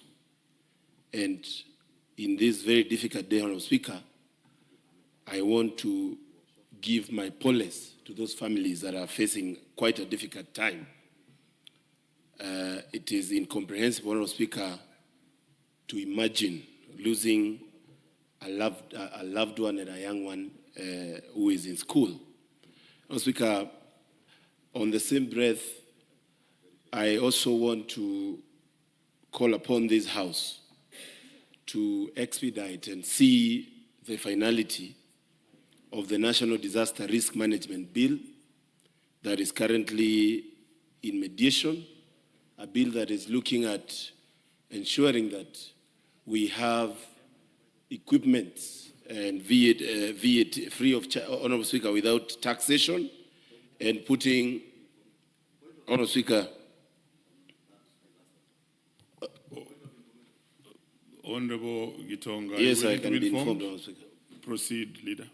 Thank you, Honorable Speaker. Just to inform the member for Manyata that the National Disaster Management Bill, which is a bill I sponsored way back in 2023, has gone through mediation, is completed, and will be assented tomorrow morning. Thank you. Honorable Speaker, it's good to be informed, but I also say that we need to expedite that because a national disaster, Honorable Speaker, is something that you can't expect. But the preparedness in it, Honorable Speaker, is what really this House must look into. We need also to actually ensure, just like the country we are talking about, Canada, which has if you read clearly, Honorable Speaker, you'll see from 2023 moving forward, they have increased their budgets in terms of disaster risk management, Honorable Speaker, to ensure we mitigate whenever such an issue comes in. But Honorable Speaker, also, as we discuss Mr. Humphrey, who is a person I knew when he was in KRA, and as we congratulate him, Honorable Speaker, it's good to discuss our very interesting foreign policy, Honorable Speaker. And I agree with the previous contributors on the need for Mr. Humphrey to look at how to enhance our trade between Canada and Kenya, Honorable Speaker, and also, Honorable Speaker, see how we can have even our very produce that we have had value getting to Canada, Honorable Speaker, so that our trade can even be better, Honorable Speaker, and also ensure that we sign even a free trade agreement with this country that have seen even the population of Canadians in Kenya has been increasing immensely in the late years, Honorable Speaker. But, Honorable Speaker, we also need to discuss in a major way, Honorable Speaker. Today, I woke up to news of some agreement of quarantining Ebola victims, Honorable Speaker, from other countries such as the US to Kenya, Honorable Speaker. And I was wondering, such significant agreements, and knowing very well, Honorable Speaker, we are discussing our very weak disaster management and risk management, including things as easy as screening of diseases at the airport, Honorable Speaker. We are having challenges with them as a country. But, Honorable Speaker, when you hear voluntarily Kenya coming in to say we can quarantine Ebola victims, and knowing this disease, Honorable Speaker, is a disease that can spread like wildfire, Honorable Speaker. If you quarantine a patient even at KNH, and you have a cleaner who comes from Kibera, Honorable Speaker, then this country will lose a big population. If you read, you'll notice, Honorable Speaker, that almost 80 to 90% of Ebola patients lose their lives. And that is something that this country must completely, and this House must refuse in the strongest terms possible, Honorable Speaker. And this, Honorable Speaker, also brings a question of how prepared we are. Honorable Speaker, I know sometimes we work to ensure that we have good relations with our Western world brothers, but we cannot be doing the most. We have just had a crisis with our police officers going all the way to Haiti. We had to foot the bill, Honorable Speaker, in a very unfair way. And as we enhance our engagement with Canada, one of the things that I like about Canada is the fact that, yes, they are a superpower, but, Honorable Speaker, you will not find them pushing such and bullying, Honorable Speaker, such issues to a country, a developing country like ours, Honorable Speaker. And it's good, Honorable Speaker, to say that I wonder what would inform even the Ministry of Health or even the President on trying to risk, Honorable Speaker, Kenyans in such a big and a significant way, Honorable Speaker. I have read the CV of Mr. Humphrey, Honorable Speaker. I believe he's a man that not only he has done good things for KRA, but he should live with his book well filled on things that he's supposed to achieve as he moved to Canada, Honorable Speaker, to enhance our relations. Honorable Speaker, I support. Mover.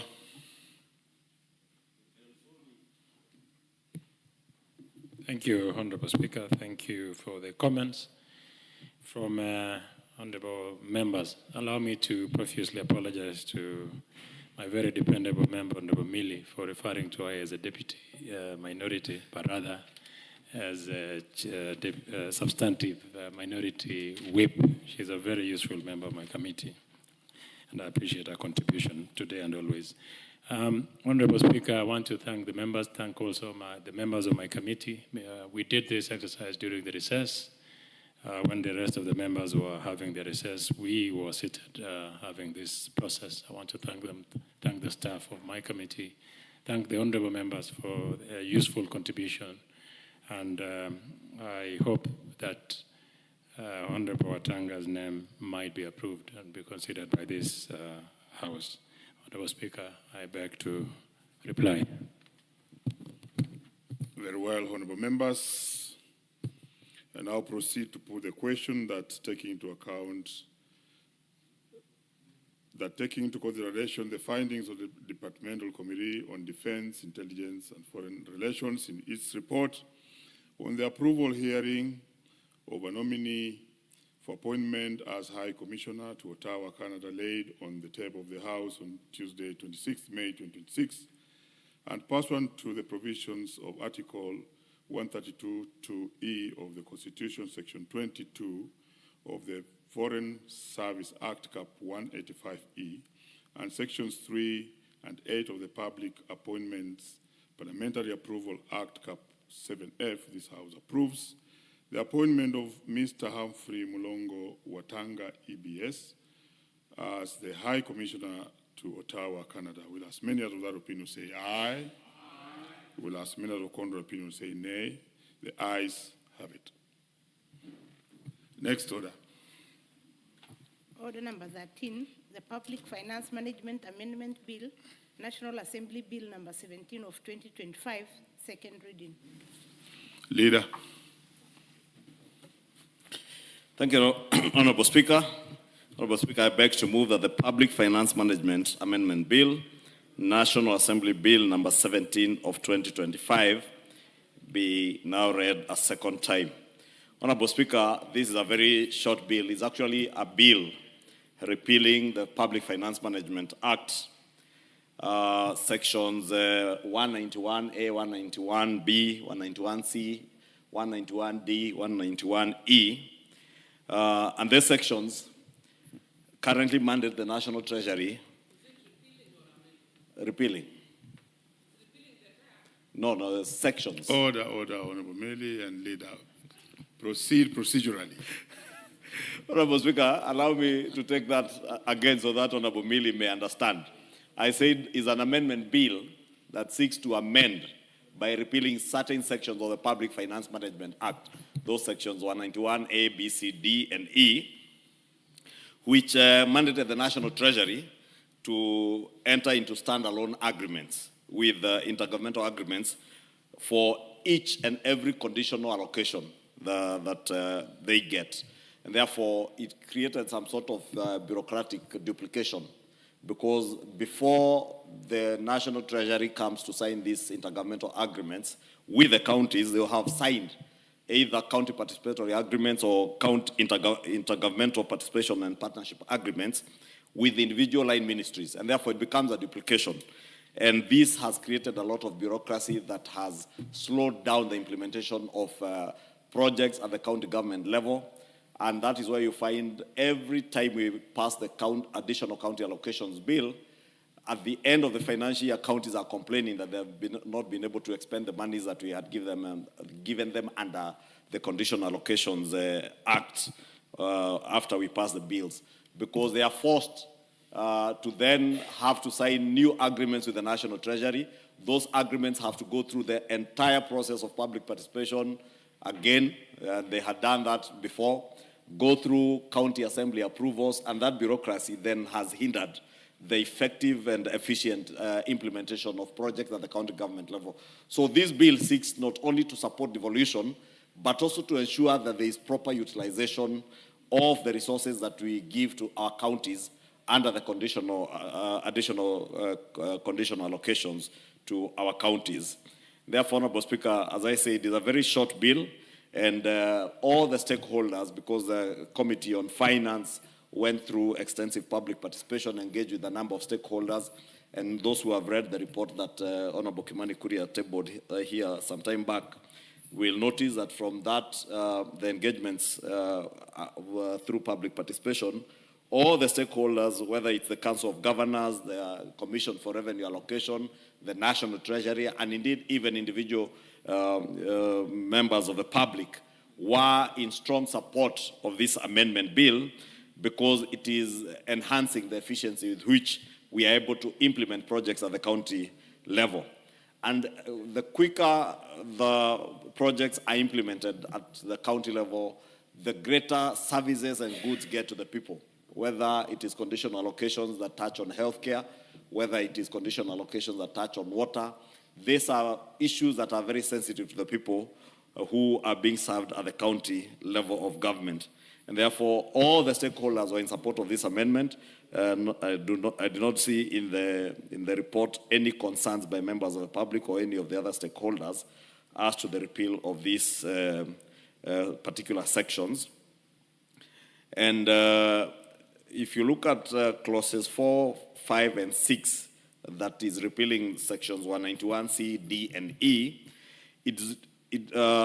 this is dissolving the secondary procedure requirements for gazettement, Senate submissions, and specific control of budget funding requisitions linked to these repetitive agreements. Because, again, just like I said, the bureaucratic and repetitive work that you had to do at the county assembly level, you also required to have the same agreements go through procedural gazettement and go through Senate submissions again, and the whole process is repeated again. And therefore, it becomes too cumbersome in terms of implementation of this conditional allocations to our county governments. Honorable Speaker, let me finish by assuring the House and indeed the country that these changes to the PFM Act do not in any way interfere or undermine the oversight role or the oversight mechanisms or the constitutional, any of the constitutional safeguards that have been put in place. None of either the oversight role of the county assemblies or the oversight role of the Senate or indeed this House or even the constitutional safeguards that have been put in place are being compromised by these changes. And therefore, even if you are thinking about the control of budget, that safeguard will still be there because all the annual county government's additional allocations will still continue to be regulated, and the controller of budget will retain full oversight over all these funds. And therefore, no amount of money, whether it is directly from the Division of Revenue Act or even money that has come under these additional conditional allocations, can be withdrawn from the county revenue fund under Article 228 of the Constitution without the explicit approval of the controller of budget. And that's why I said no constitutional safeguard in terms of the workings of the Office of the Controller of Budget is being compromised in any way. And also the oversight role, both the county assemblies, they will still have to approve, go through public participation on the intergovernmental partnership and cooperation agreements that are signed by the line ministries. So the only thing we are removing is the duplication now at the National Treasury level, because the line ministries, national government line ministry, if it's an intergovernmental partnership agreement with the Ministry of Water and Irrigation or that of Health, that ministry belongs to the national government, and therefore doing the same thing over and over again with the National Treasury is duplication. Finally, Honorable Speaker, allow me to take this opportunity to thank our Departmental Committee on Finance and National Planning, which I said went through these amendments and took them through public participation, very extensive public participation, and put in a lot of work. And I know many of those members are now conducting public participation on the finance bill proposals, and we look forward to receiving their report. So allow me, in the absentia, to thank them for the work they have put in. This is one such committee among the committees I mentioned, which during the recess period has been very busy. I don't think there's a single day they have not sat throughout the 3 weeks of the long recess that we just came from. And I must thank them. Honorable Speaker, I beg to move, and I now wish to request the member for Tharaka, the Honorable Murugara, to second the motion. Thank you very much, Honorable Speaker. Honorable Speaker, I rise to second this bill, and by so doing, I fully associate myself with the speech of the Leader of Majority as regards what we are doing today to amend by repealing, that's what it is called, to amend by repealing the 5 sections of the PFM Act, which to some extent are actually a bottleneck to conditional funds going to county governments. The national government has always supported the county governments, and we do this through various laws, which laws are meant to safeguard funds that are going to county governments. They are utilized well for the benefit of the people, or our people, residing in the various counties. So today we remove some bottlenecks regarding conditional grants, where they have had to sign a second or third agreement with the Treasury once conditional grants are being issued. We remove this, and what do we expect in return? An efficient flow of money into the counties so that they are able also to timelessly deliver to the citizens services that they are obligated to actually deliver. We may say this was a bottleneck, as a result of which there was a trickle-down effect. It was trickling down slowly by slowly because it was actually highly squeezed. We are removing it today.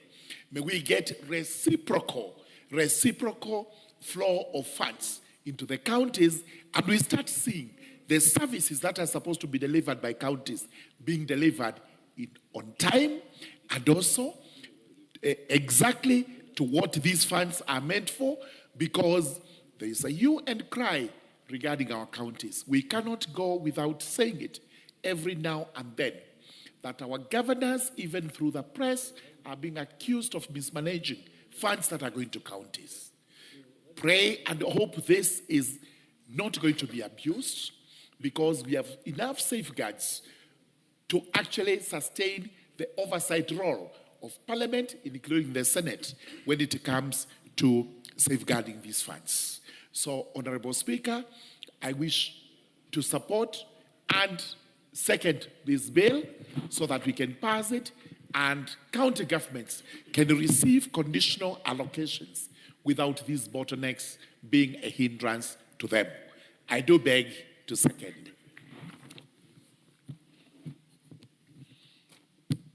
Honorable members, I now propose the question that the Public Finance Management Amendment Bill, National Assembly Bill number 17 of 2025, be now read a second time.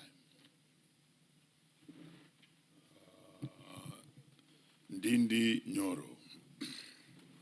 Thank you very much, Honorable Speaker, and I'm happy that Honorable Miri is actually still around from the previous debate, and I can see her struggles. She's actually very lost.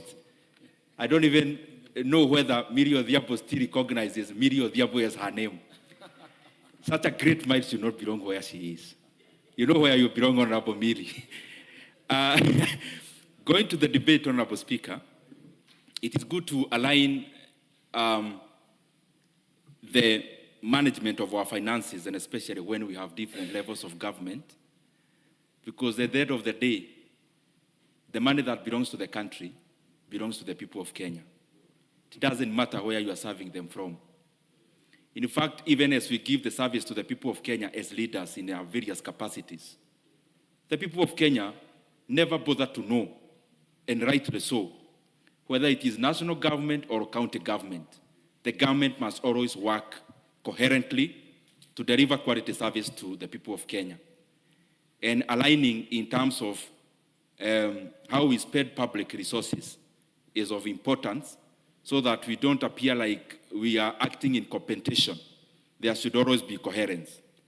But Honorable Speaker, because I don't wish to give many comments, one thing that we must be very aware of is that in the PFM Act, which is a robust act that we use in various ways in terms of management of our resources, it is important that we know it is not a book that exists only for convenience. Any kind of law that we make, including the PFM Act, Honorable Speaker, is usually there because there has been historical incidences. And therefore, out of the laws, we try to streamline how things should be done in the future, which the future could be now the present. And therefore, Honorable Speaker, what I'm referring to, even as we pass these amendments, even as we debate these amendments, it is important that we look at the content of the entire PFM Act and see as a House whether there is merit if we want to take credit out of what it has achieved. And we realize, Honorable Speaker, that there is a lot that leaves so much to be desired. And especially when it comes to management of development projects in Kenya. It's very clear, Honorable Speaker, on what accounting officers should do in regards to development projects. That it does not serve the people of Kenya when we start allocating monies for new projects, when we have ongoing ones that are stalled. Honorable Speaker, even when we are building a classroom, because it's a very good case to understand how this is retrogressive for all of us. If you use CDF money to build a classroom up to rental, and you spend public money, and then you start another one, you do up to foundation, and then you do another one, a hall, up to fourth course, until the Kenyan people can get the utility out of the projects that we implement. All that is money that is lost, Honorable Speaker. Because the utility of the money is in the use. And the use of some of these projects is only when the utility of this project, is only in the use. If you do a road and you leave it without completion, then you start another one and another one, Honorable Speaker. This is something that we have to be very forthright on. And I believe even the Office of the Auditor General can be very keen in this kind of malfeasance in the management of public resources. The other thing, Honorable Speaker, we have passed laws on how to manage our debt in this parliament. And by the way, the current laws of Kenya only permits debt up to 55% of our GDP, with a part of only 5%, meaning maximum of 60. But is that our debt currently? It is over 10% more than that. Honorable Speaker, what I'm trying to say is that we make laws, and especially money that guides, laws that guides how we spend public resources, so that we have order in the management of that money, and also, Honorable Speaker, so that we don't have money getting lost, and so that we also don't overburden future generations using the current spending. And therefore, Honorable Speaker, it is good that we keep on pointing and looking at the public officers who are going against the laws we have passed here in Parliament. Because ultimately, laws must never be books that we keep in ourselves in the offices of government. There should be something that we must follow.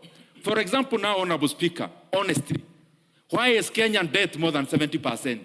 Yet all our laws only permit up to 60%. Who are these people who sign extra loans, Honorable Speaker, and extra debt? Is it that it was past time when we passed these laws? I don't think so. They were meant for something. And that something can only be achieved if we abide by the laws that we make and we pass. As I go to the conclusion, Honorable Speaker,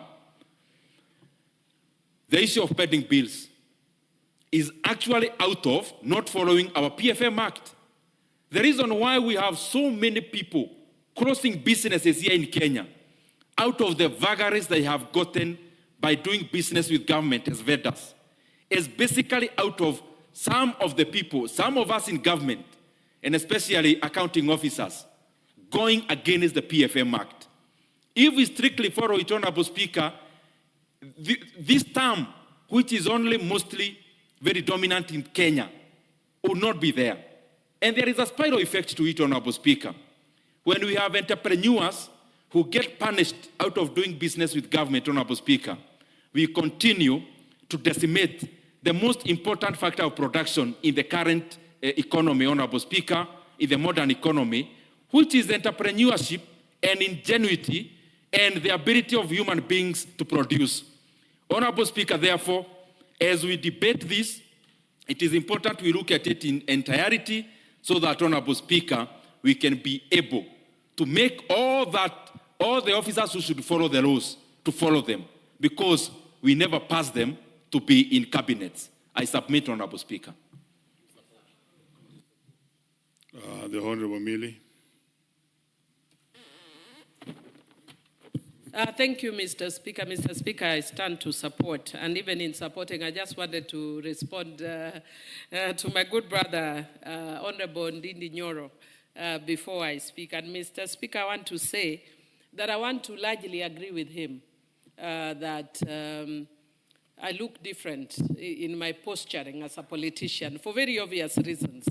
And that is because since I joined Parliament, I have largely been in opposition. We were in short stints when we came in the coalition government with Kibaki, the government of national unity with Kibaki, and then we were in a short stint, I think, also with the President Uhuru Kenyatta. But even in those moments, you know, it's an uneasy place because it's not really your government. So in a way, I do agree with you that, and that's why I was saying earlier on that I'm kind of a mongrel. But I want to say that you should actually also look at yourself. And you're also very different. And Mr. Speaker, when he was the chairman of the budget committee, he was the greatest apologist for the government of Kenya. And the things now, in fact, when you just oppose the things he was saying then and the things he's saying now, it's actually amusing. But that's the nature of politics. It's the same way I see people putting the things that Honorable Mbadi used to say and the Minister for Energy used to say. And what they say now is very different. And that's why, Mr. Speaker, sometimes I tell people, try as much as possible to live your politics based on principle like myself. Because it's very difficult to eat your words. I very occasionally eat my words. I know because we are fallible as human beings, but I very occasionally eat my words. And that is because I stand by, I go by principle. And you will notice when I think something is wrong, even when I'm fought, I will be quiet out of courtesy. And Mr. Speaker, you can even see on our side, because we are not used to these kind of things. So even when we are supporting President Ruto, we go, we support Ruto, we support Ruto. Why are we fighting when we are supporting President Ruto? Just say I support President Ruto. Don't fight that you are supporting President. Until like one day, yesterday, I think I heard one of our leaders saying, we are going for war. And I'm like, who are we fighting? we are fighting Uhuru Kenyatta, who is not vying as president. We are fighting Rigathi Gachagua, who is rudderless. He doesn't know where he's coming from, where he's going, because he has not even been clear, but we are busy fighting him. So that confusion is all around, especially in our party. So sometimes let some of us who've been here a long time relax and support quietly the way we do. So even if Honorable Ndindi Nyoro... Let's see Honorable Ndindi, now that you... Honorable Speaker, I respect Honorable Miri Mabona a lot. But I think it's not a very good trade that this house will keep on attacking people who are defenseless in this house. They are not here. I think even in our references of jokes, we may use the people who are there to defend themselves so that we be fair to everyone. Great Mill, you may proceed. Thank you, Mr. Speaker. Actually, I didn't actually, yes, please inform me. Now, this is part of broad-based. Millie, do you want to be informed? Yes, I want to be informed. Proceed, Leader. Thank you, Honorable Speaker. I wanted to inform the Honorable Millie that I was keenly listening to her. And she has not attacked anybody. In fact, she has only advised others. Yes. And you know, I don't know why people get jittery when they are advised. I have heard others, Honorable Speaker, in the recent few days, saying that, Uhuru has since retired, but retirement should not mean that he's dumb, he cannot speak. But nobody has told Uhuru that he can't speak. Uhuru has every right to speak as the fourth president of the Republic of Kenya. What people have a problem with is a former president undermining another sitting president, and more so, attempting to use a community as his shield when he's doing what he's doing in undermining an administration. But we want the former president to speak. In fact, I'll be very happy to hear the former president speak and tell us what was happening in River Yala when bodies were being fished out of River Yala. I would want the former president, President Uhuru Kenyatta, to speak and tell us what was happening when our economy was captured and subsidies drained the entire economy, when we drained our foreign reserves to almost below $6 billion, Honorable Speaker. I would really want him to speak, and I want him to speak. So let us not be very quick to run to the defense of people who we want to speak, because there are things we want to hear them say.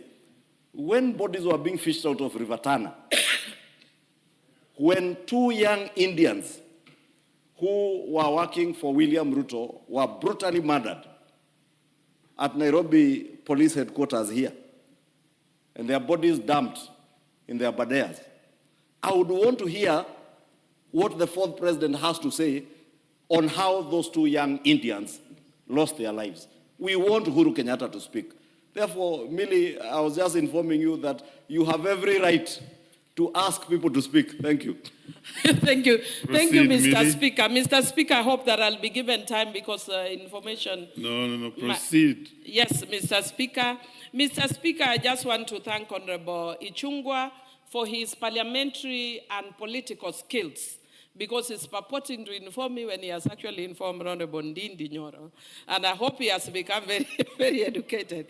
Mr. Speaker said I support this bill. Let me go to the core of this matter. I know Parliament is very interesting at this time. And I can say that actually Honorable Ndindi Nyoro is doing excellent in opposition. And he was telling me quietly, Millie, I learned from you, and you are a good student. You are doing excellent in opposition. I'm of course still struggling on your side. I'll get there, but I'm still struggling. But you are doing well in opposition. Mr. Speaker, I wish to support this bill. And Honorable Kimani Ichung'wah has explained it very, very well. So I don't even need to go into details about what it is. But it's supposed to clear bureaucracy so our countries get money quickly. But Mr. Speaker, what I'd want us to say though, because I'll only speak to one issue. Mr. Speaker, I think as a House we are failing this country. And the reason why I'm saying we are failing this country, and especially as leadership, and I want to actually challenge my brother, Honorable Kimani Ichung'wah, and all those of us who sit in leadership, that we need to take this issue seriously. Mr. Speaker, if you actually look at the amount of money that goes to NGCDF, and you compare with the amount of money that goes to the county. Mr. Speaker, the other day I was doing calculation, and even if you remove the running costs, the money that goes to counties is almost 5 times the amount of money that goes to constituencies. And I would want to challenge it's 10 times. Thanks for informing me, even though you are informing from your point of wherever, where you are seated. But Mr. Speaker, if it is 10 times, I would challenge every single member to go to your own county and compare village per village. From the moment that we started this devolution to now, Mr. Speaker, it's embarrassing what's coming out of our counties. And we're actually killing devolution, which was a very good idea by our party leader, Raila Amolo Odinga. Would love his legacy to continue. And Mr. Speaker, I know that one of the reasons that Honorable Raila found CDF challenging is because I know he was disappointed at what was going on with devolution. So he was hoping that if he put in a lot more energy and strength with the counties, then it wouldn't actually deem devolution. I want to challenge our governors. What is your legacy? People will not remember us for the little things that we do, short-term things that we do. but what we live that change lives, that transform lives. So with the money that we get, if in CDF we have 1 classroom, with the counties there should be 10 classrooms where there's 1 classroom. So why I'm saying that we are failing is because we are the house that should be providing standard setting and framework. We need to come up with a law that is similar to NGCDF, which is standard setting that controls how our governors spend money. Because right now it's free fall. People use the money the way they want. And even though we get back feedback from the auditors, nothing much is done. Very few people are arrested. And even when there's arrest, like we saw in the former governor of Migori, there's always a settlement that tells people that, that there's a level of impunity. So, Mr. Speaker, even though I... 1 minute. Thank you. And Mr. Speaker, so even though I'm supporting this because it actually enhances the work of the counties and removes all those bottlenecks so that they can work very efficiently, but can we show accountability with what we have right now before we get those conditional grants? So I'm challenging our governors. What will we remember you for? Will we be remembering you because you sang very well, you danced very well, you jammed very well? Let us remember you for the lives that you have transformed. I support. The Honorable John Gitonga. Thank you. Thank you, Honorable Speaker. And Honorable Speaker, this is a very important change.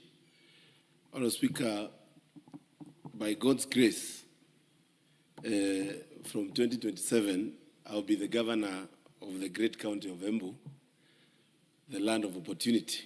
And Honorable Speaker, this amendment that ensures that resources that come to counties do not have a lot of bureaucracy and ensure that they get there in time to use, Honorable Speaker, it's an amendment, Honorable Speaker, that I've welcomed in both hands, Honorable Speaker.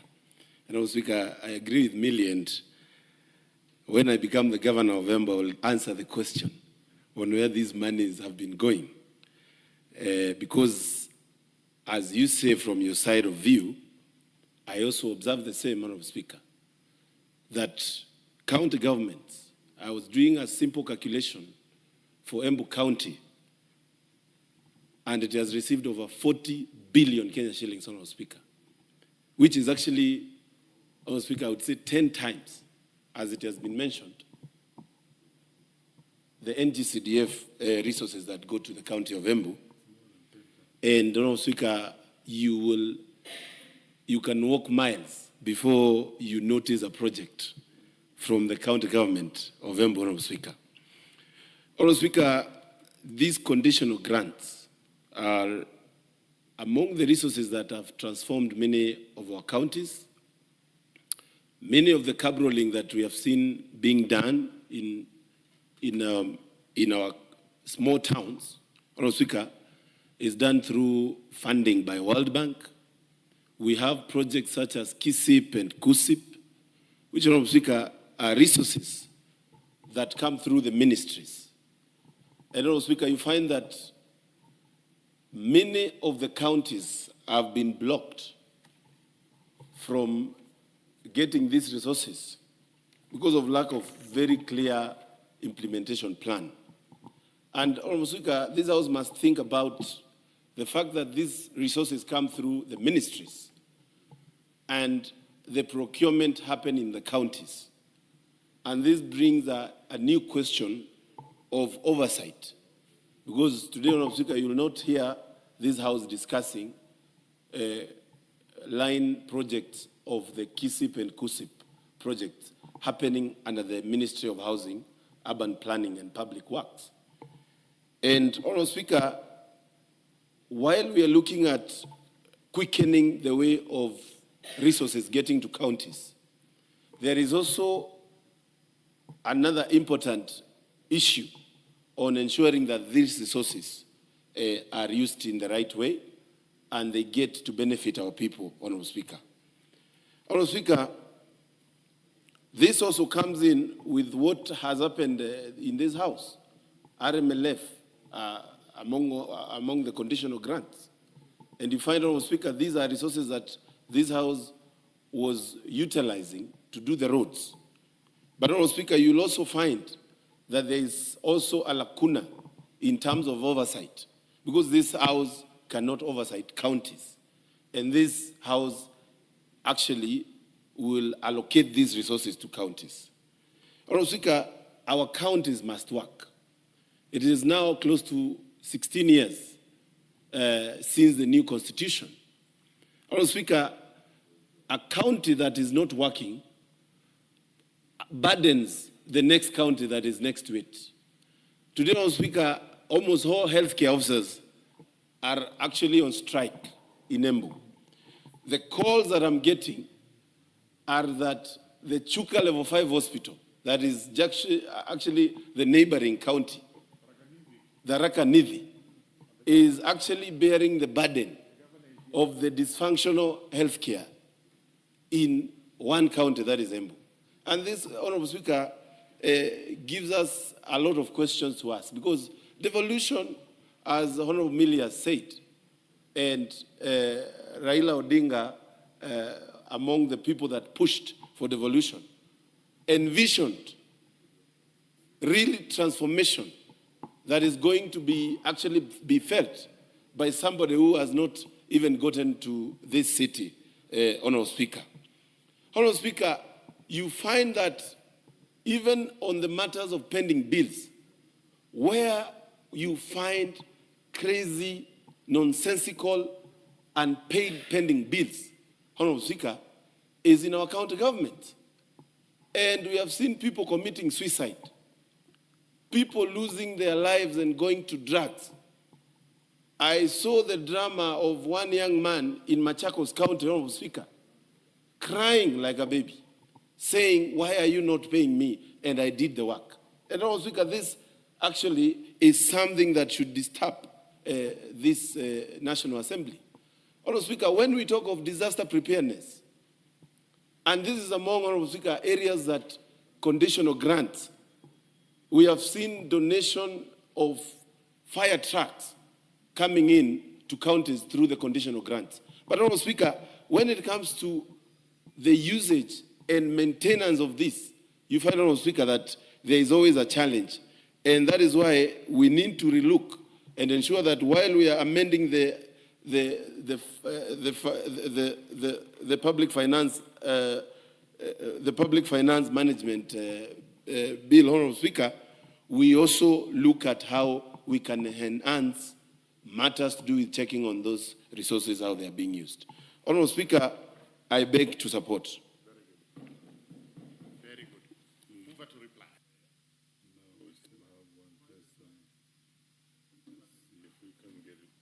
Very well, the Honorable Basil. There was a few minutes, Basil. Thank you, Speaker. I don't think I'll take too much time. So, majority, I know this is a very critical bill that we need to pass. From onset, Mr. Speaker, I want to support this particular bill. That's the amendment of the bill by repealing certain sections of the bill. The goal of this bill, Mr. Speaker, one is to boost efficiency in terms of resources that are transferred to counties, boost coordination between national and county governments, and also promote transparency, Mr. Speaker. And when you talk of the very key objectives of this bill, one of it is to eliminate duplication of funding, Mr. Speaker. And when you eliminate duplication of funding, in principle, you're promoting accountability, particularly from the revenue that this country collects, as well as the money that taxpayers have been pumping to the devolved functions, Mr. Speaker. This particular bill is also critical that is going to improve project fund management by suggesting creation of dedicated bank accounts, particularly for government projects. This is what is going to yield transparency and also promote proper use of taxpayers' resources, Mr. Speaker. Additionally, the bill or the amendment is supposed to speed the release of funds to county governments. And I will agree with what Honorable Mukunji mentioned, that many counties currently, there are actually a lot of wastage of resources, a lack of accountability. It's unfortunate you build a classroom, and at the same school you build a classroom, the ECD classrooms are in deplorable state, to a point parents, Mr. Speaker, asking you to donate, if possible, the classroom were built to the ECD, which again is against the law. So it is important that we champion the proper use of resources sent to county governments and commit county governments or governors to show value of money that we send to the county government, Mr. Speaker. And then finally, I want to say that as I rest my case and I support the bill is critical to promote service delivery as well as reduce corruption and misallocation of funding. With those few remarks, I support Mr. Speaker, and I rest my case. Thank you. Mover. Thank you, Honorable Speaker. In the interest of time, Honorable Speaker, allow me to just reply by thanking all the members. All those who have spoken have also been in support of this bill because they appreciate the need to support devolution. As the Honorable Dindi Nyoro was saying yesterday, that we must support devolution. And I am glad that he is also now recognizing that we indeed support devolution. This will enhance the efficient implementation of projects at our county level of government, and therefore also enhance absorption of the additional county allocations that we appropriate to our county governments. Mine is just to ask our county governors, as Honorable Mukunji has alluded to, that they must be accountable in how they spend this money, and they must implement projects in a timely manner to be able to get value out of those projects within their time. The 5-year period that you are working as a governor, make sure that you can derive value. The same thing Honorable Millie Odhiambo was saying, have legacy projects that will outlive your period as a governor, whether you are serving for 1 or 2 terms. Not what we have seen with many governors across the country, governors using county resources to give freebies to the population, or the people who vote for them, out of political expediency. With that, Honorable Speaker, allow me to reply. I beg to reply. Very well. Let me thank honorable members for very good quality debates, and you actually made me also get happy because of the quality of debate and the canter and banter involved. Thank you. Honorable members, we shall put the question in the next sitting. The honorable members who may be upstanding,